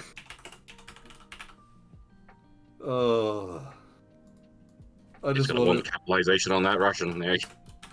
I just want Boris now to be one of those NPCs which join you for a while. Do not worry. I will sneak ahead and be very, very stealthy. Please They don't. will not expect skill. Don't worry, I will sneak. I am very good at sneaking. Through the door.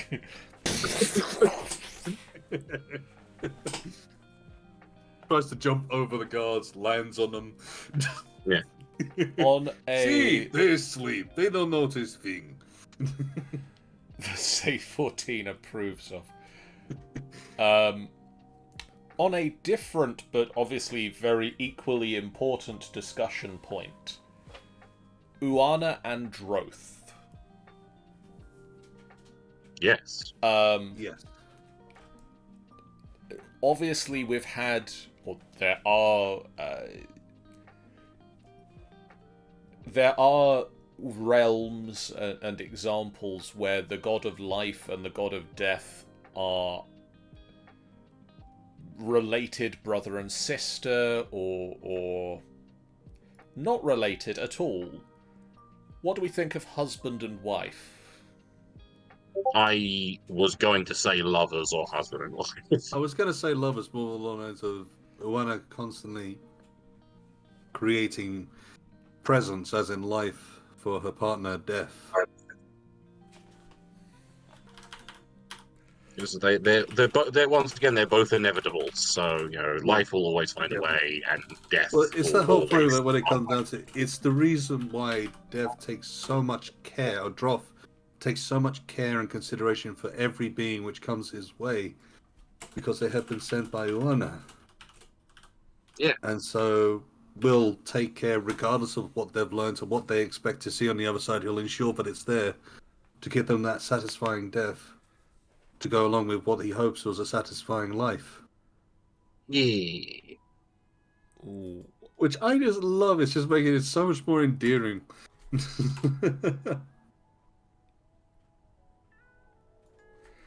I'm giving Deimos the Holder of the Void as his, like... I don't even know what the, like... Title. The main title is, but... Yeah. I closed the Pantheons.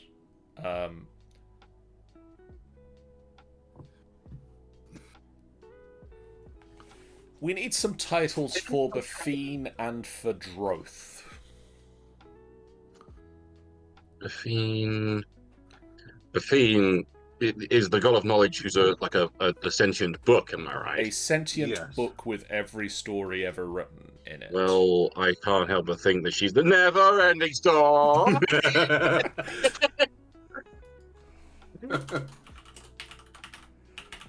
I'll just put... To be fair, the never ending, yeah. I'll just put the never ending.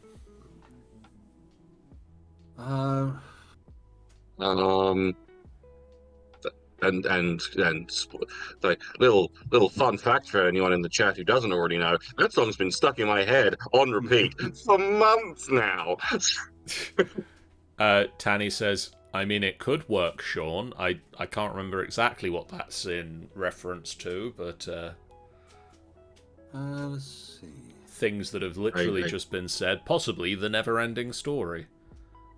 Lawkeeper. The Lawkeeper, the ever-thinking.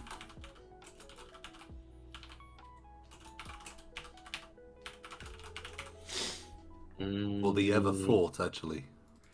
The ever-thought. Oh, not throughout.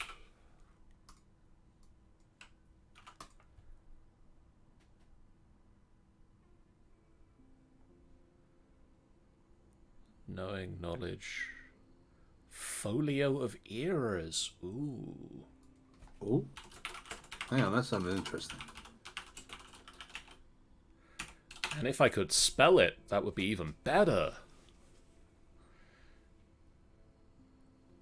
She was nearly the folio of ears. The compendium of all.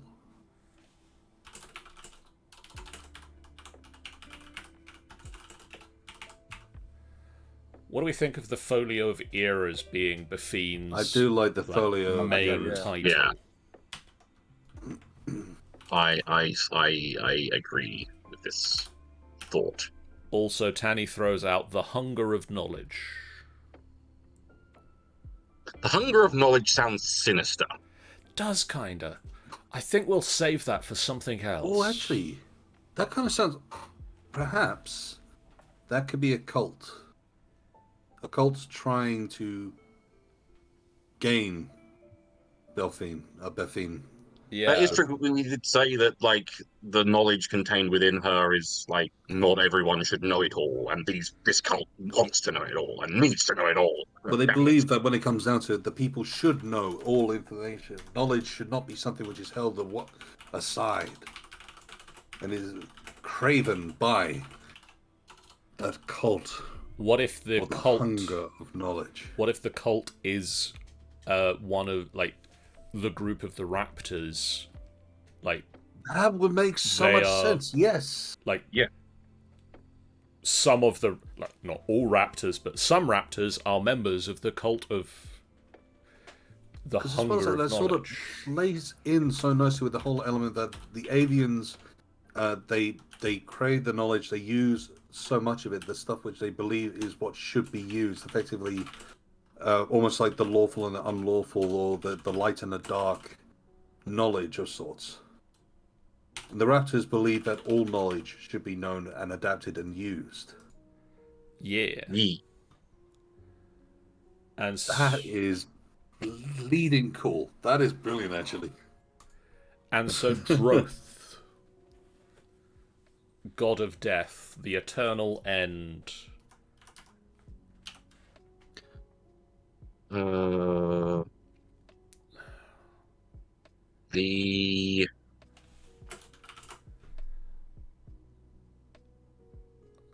last goodbye. Or the last breath. I think actually, considering that we've got the giver of breath, be the last breath, I think kind of works quite nicely. Poetic Yeah. grounding.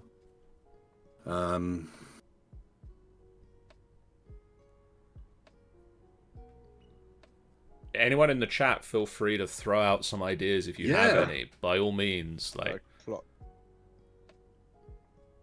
What was that, Jeff? Just say something about a clock or a time or something. Yeah.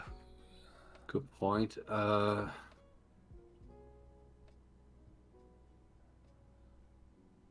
Time's end. You've got the eternal end, which counts for that, actually. No, that's true. Yeah. Um, See. Comfort. Tanny says, I want to think of something. The means of comfort.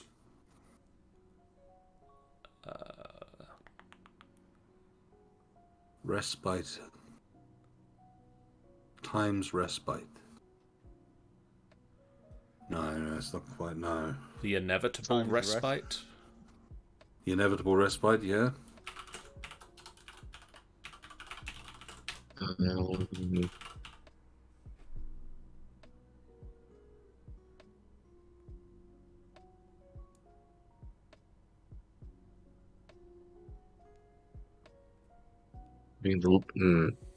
I'm trying to think of other honorifics, but I've one other one that's the Lord of Passing.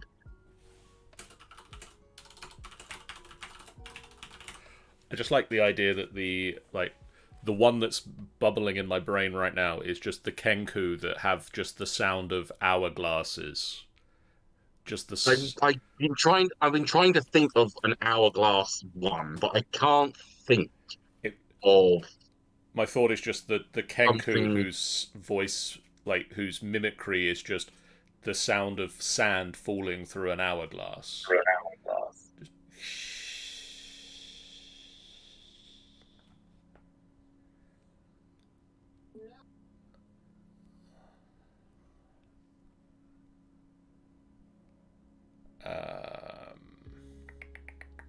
Keeper of Falling Sand? Ooh.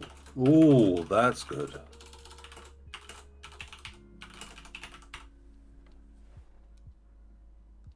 What are we thinking for it? Do we like any of these as his main title?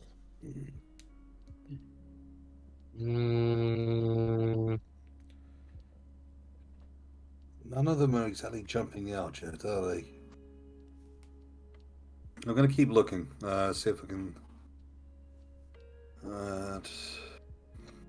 Tanny is suggesting the last breath. Droth, the last breath. That does. Yeah, to be fair, that one it does have a nice ring to it. I'll admit. It does have a nice ring. I is with the others. No, actually, that one does have is such a nice ring to it. I actually have to agree.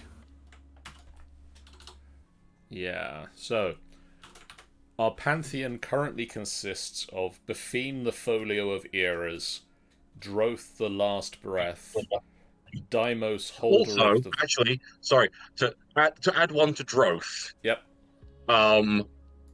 To possibly add one to Droth if people agree to it. To think about the idea that he's kind of like versatile in that if like the person who's dying has to fight death in the end, then how about the Furious End for one of those kind of races or cultures? True, yeah.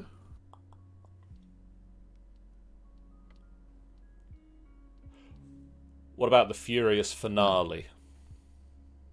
Furious Finale. Hang on. I had a.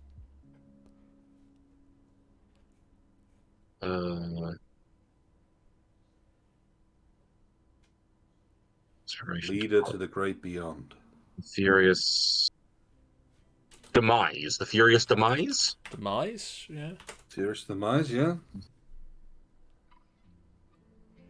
Yeah, Just thinking the other side of things. I just thought we needed to have at least one.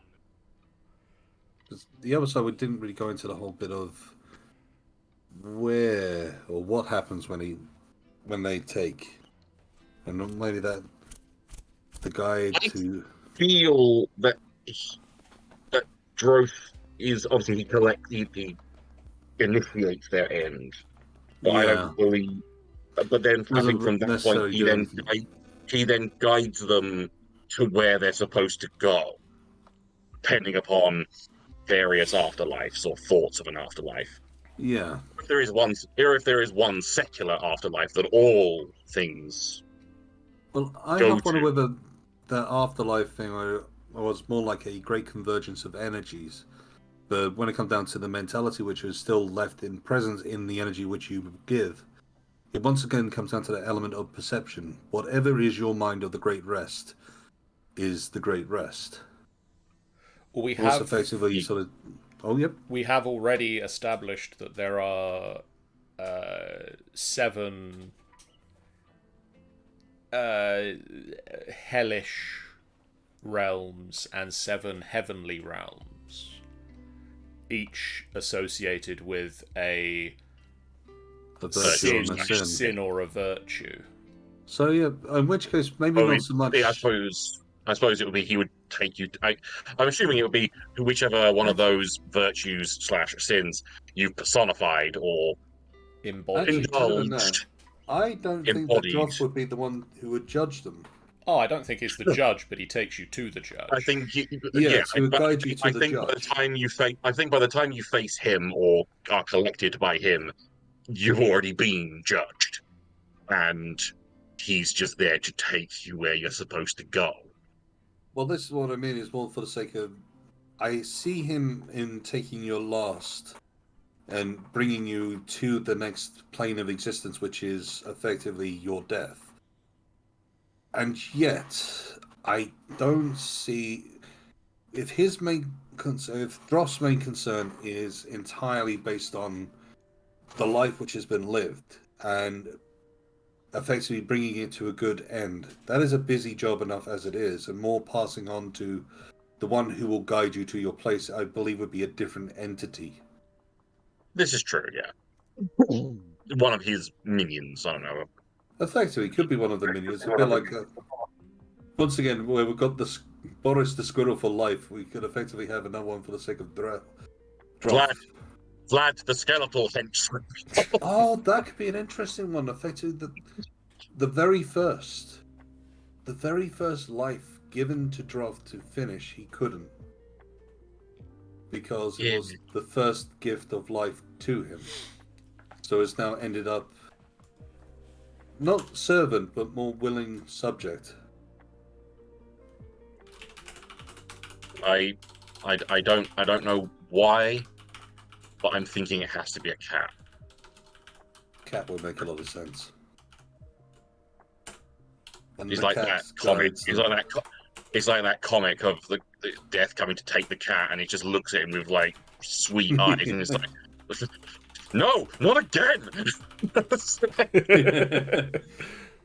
We can't keep doing this, Fluffles. I kind of like that as a cat as well. Just more. The cat is the only cat which has been known to die, though so far back in history that no one would ever know. But is the only one that has only lived one life. But it's more for the sake that he just can't take the life of the cat. So it's just effectively, no, you're now forever immortal by my side. The ever reminder of my love. To go back to our Discworld quoting, because that did just flash up the Discworld quote in my brain. From Sorcery. I meant, said Ipslaw bitterly, what is there in this world that truly makes living worthwhile? Death thought about it. Cats, he said eventually. That's a nice.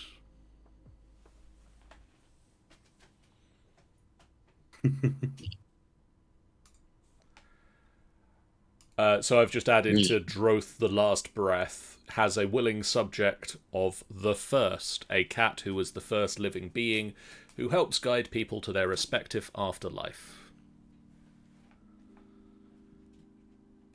Which I guess also means I'm going to go into Uana and actually tag Boris the Squirrel as a separate creature.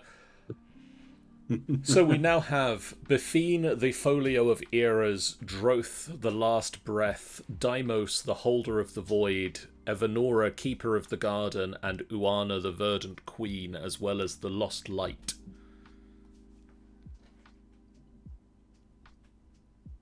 Yeah.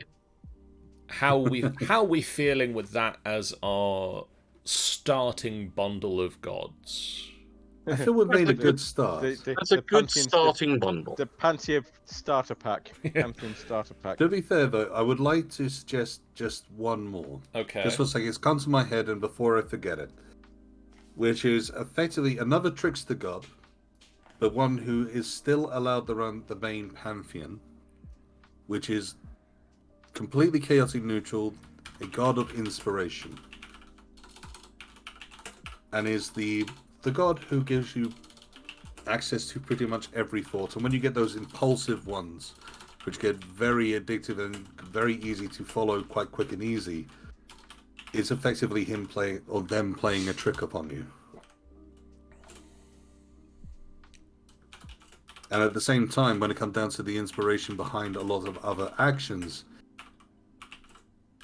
once again, never creating the full thought, just the first impulsive thought which comes with it. So effectively, the beginner of creations. Regardless of whether that creation be good or bad is a different matter entirely, but each and every one is entertaining. Chaotic neutral trickster god, the god of inspiration, is responsible for the thoughts that drive you towards certain actions. Not the final thoughts along those lines, just the initial push.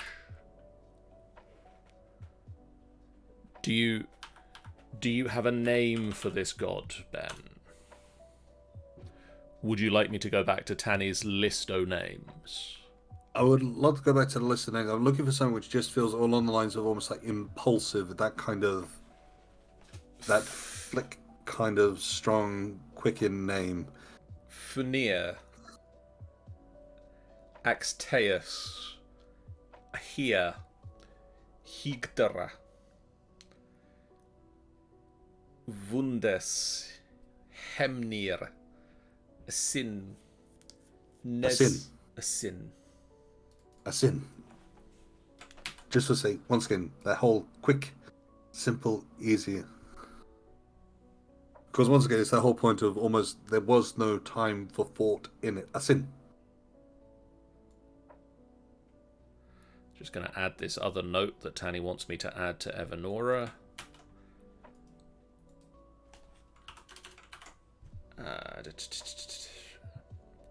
Ooh. I wanted to also add on Evanora that the reason of the many faces is because she became completely mutated and insane from the realm's magic, which is also unfueled with her rage and sadness. She was this beautiful. She was once this beautiful, but now she has completely changed form, an eternity of being banished. So, do we have any pseudonyms for Asin? I mean, I'm going to... As in, like, titles. They're titles. Yeah. I'm going to throw in the Spark. The Spark. I was going to say the Gentle Nudge. The Gentle Nudge, yeah.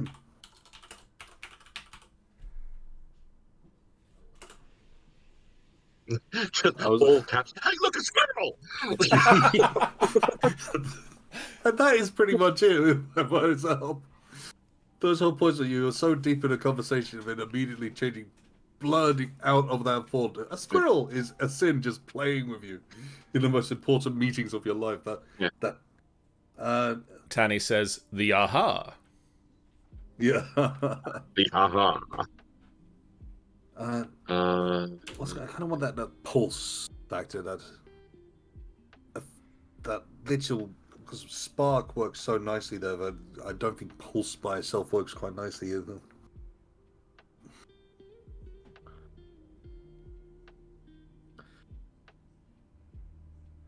The untethered fort.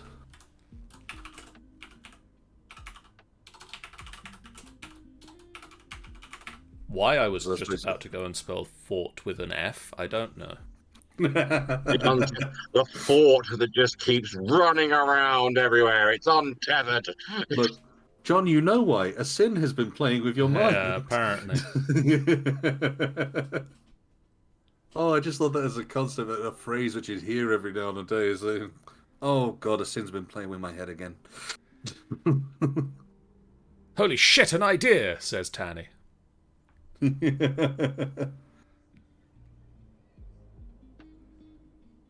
I mean, if we were that far along technologically, just light bulb, but we're not. Not quite there yet. It could be just that, but no one knows what a light bulb is. A sin, stop getting ahead of yourself. Oh, that's an idea as well. A sin basically created his own little title as well, as one of those quick thoughts that somehow works. Yeah. Well, in that case, surely he would have one like the most handsome god. It's just that.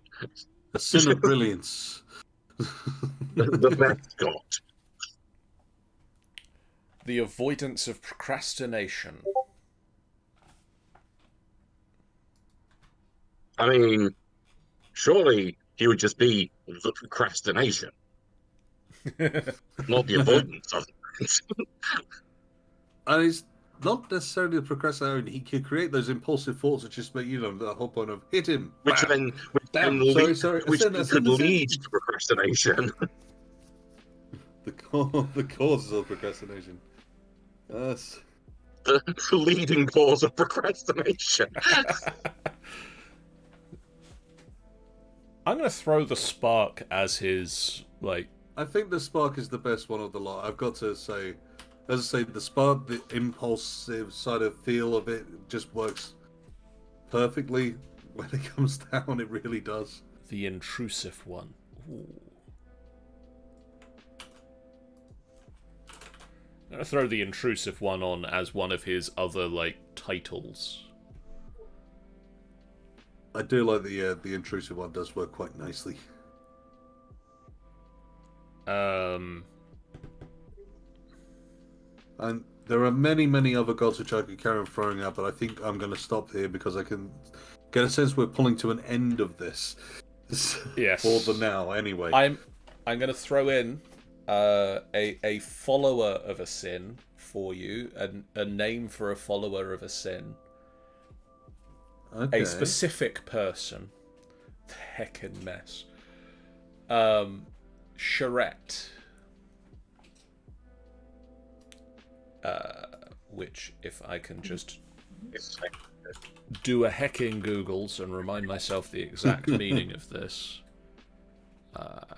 What is the meaning of this? Sorry. If I can remember it correctly.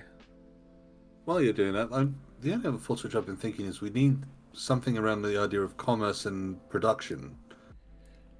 But I think there should be multiple different ones, and I think that's something we should come back to as to how much would actually be God's influence and how much would have taken it and progressed. If that makes any sense. Yes. So, charette is the furious, or one meaning of the word charette is the furious working to meet a deadline. Uh-huh. Also occasionally known as a fit of the clevers.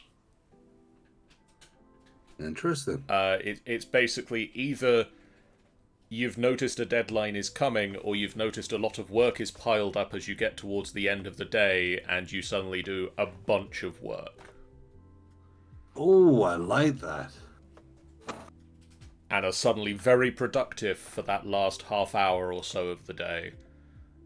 Effectively, someone who sort of takes the power, the idea of a sin, and sort of just overpowers it. Becoming a driving force, which would make so much sense for a follower of a sin.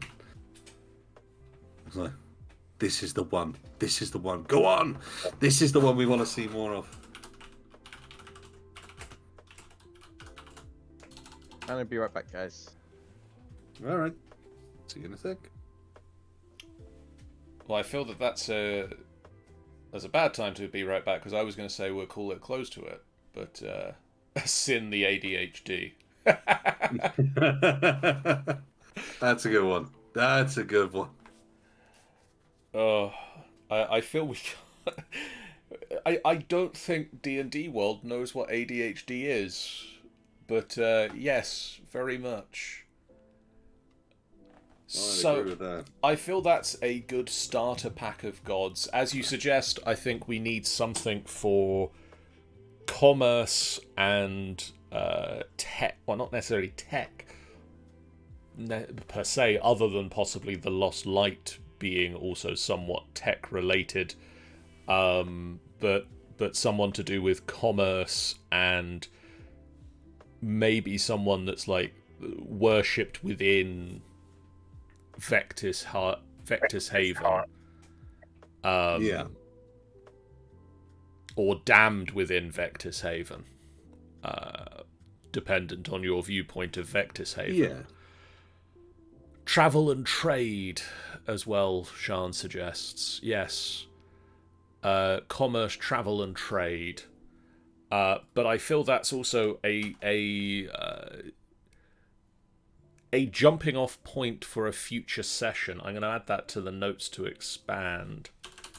We need deities of travel and trade and commerce. Might be one for all of those. Mm-hmm. That's in my notes to expand section, which is where I have a lot of the notes of things we need to come back to at a later date. Yes. I think next time it's time for us to look at the calendar. I think that's a fair point, yeah. As we get to the end of July, I feel that we need to actually look at the calendar and look at how the days flow into weeks and the weeks flow into months, and potentially also, now that we have some idea of, or when we have some idea of the standard year, we can also have a look at some idea of the standard holidays that go within that year. Yeah. Makes sense. And I'm sure Droth will be very happy as we set things to a certain time scale, seeing as he is the god of time. Or they are the god of time. He's going to be like, oh yeah, oh look at that time, oh look at all that time management, oh Jesus. I would Whoever love that it if is. it just came down to the case of just, he finds it kind of humorous. If he comes across anyone who's intelligent, on a higher intelligence scheme of things, and sort of going through, it's the one joke he has is your perspective of time is just hilarious. But nonetheless, it seemed to work for you, which I suppose is the important thing. So we'll do that at the end of July, which I believe our next appointment in the council chamber is the 28th of July. That'll be the last Friday, yes. So we will look at the calendar. We'll look at the holidays. Yes. For now, I just have to say thank you guys in the chat so much for being here. If you haven't done so already, please do hit that follow button. It's a great way for you guys to know when we go live. A completely free way that you can support us on the channel, much the way that Mike Afton Real did earlier. We have a YouTube channel that you can go to find all of our previous sessions if you want to go back to the old council chambers and rewatch any of the old action as we discussed all of the previous stuff that we've set up. Or you can head over there and just watch other sessions where we've played D&D. We've played Jeff's run a lot of Call of Cthulhu that's on our YouTube channel now. Or Brindlewood Bay, or just other video games that we've played from time to time. I'm playing Marvel Midnight Suns right now, and it's a lot of fun. Although I am expecting that come August, when Baldur's Gate 3 is officially released, I want to stream some of that. But why, John? It's not something you'd be interested in. I want to stream some of I've also taken suggestions. I've taken suggestions, and I am going to be doing that whole getting over it as well. Oh, you heard that desire for you to... I came across the desire. I said that I would follow, so I will follow the desire. Fair. Oh, you should get over that. I think I probably will very quickly when playing. And possibly bring someone with you, like, I don't know, a Bennett someone or other, I don't know. It would be nice to have someone to talk to about the whole situation going through and all. We also have a Discord where you can apparently bully Ben into playing games that you want him to. Or chat about other things, like... Primarily bully Ben into... like Tanny being very tired today at work. That was a thing we discussed earlier. It was. The quest giver is receiving quests. It's gone the wrong way, Ben. It's gone the wrong way. You're meant to give them out. Just you wait. I'll be building up and getting out of it sooner or later. You'll get over it. I just don't know, but I'm sort of busy playing other games which people can't give me. Too many quests. Too many quests. In the Discord, Milady Law has posted some squiggle cats. Squiggle cats. It's a mother heckin' squiggle cats. We also have a website that you can go to for seeing all of the stuff that we do. I might post some holiday photos somewhere at some point. Sometime, maybe. Which might go on the website. And now they have a theme tune. Thank you, Sean, says Law. Mystery. I am here to serve, but only in the form of making random theme tunes. We're going to go over to the credits and see what is coming up this week. Coming up this week is blank at the moment. There it is. Tomorrow, over on the Angel Games channel, Angel Games player channel, Angel is going to be struggling to play Trails. Sean, theme tune for the credits, quick. It's the credits, fucking credits. Look at these credits. Look at all the stuff. There you go. It's a gift. It's a gift. Okay. On Sunday, the Dungeon of the Mad Mage continues with more picking up what happened after that nice little conversation the group had with Despair. Archimedes Despair. Archimedes Despair. They definitely don't want to murder each other right now. No. So tune in for the TPK. On Monday, Angel is going to be yelling at monsters in Genshin, and I am going to be running The Light of Zarixus. The next episode is entitled A Friend Indeed. On Wednesday, yes. Angel is failing at Star Rail over on the Angel Games player channel, and Ben... Fail at Star Rail? I don't know. I will be playing something. Ben will Maybe be not playing Sky. a thing. And on Thursday, Angel loves Yakuza 0 over on the Angel Games Player channel. And we might have some other streams on FBF throughout that week. Stay tuned to the channel to find out more if we do or don't. Not going to be from me. Not going to be from Jeff, but they might be from someone else. Probably me. I'm not Probably Jeff. John. I'm not Jeff, It's guys. It's Sean's turn this time round. What? Isn't it? I don't do the heckin' streams. But I Sean's never on streams. Don't be silly. never do streams. Shut up, Jeff. We're now going to do a raid, and we've been paid to raid Mr. Weeble. So we're going to raid Mr. Weeble, who is playing Pummel Party. Go give Weeble some love. We'll see you guys again real soon. It went away. Come back, Mr. Weeble. We're going to raid Weeble. We'll see you guys again real soon. For now, so long. Bye, guys. Bye-bye.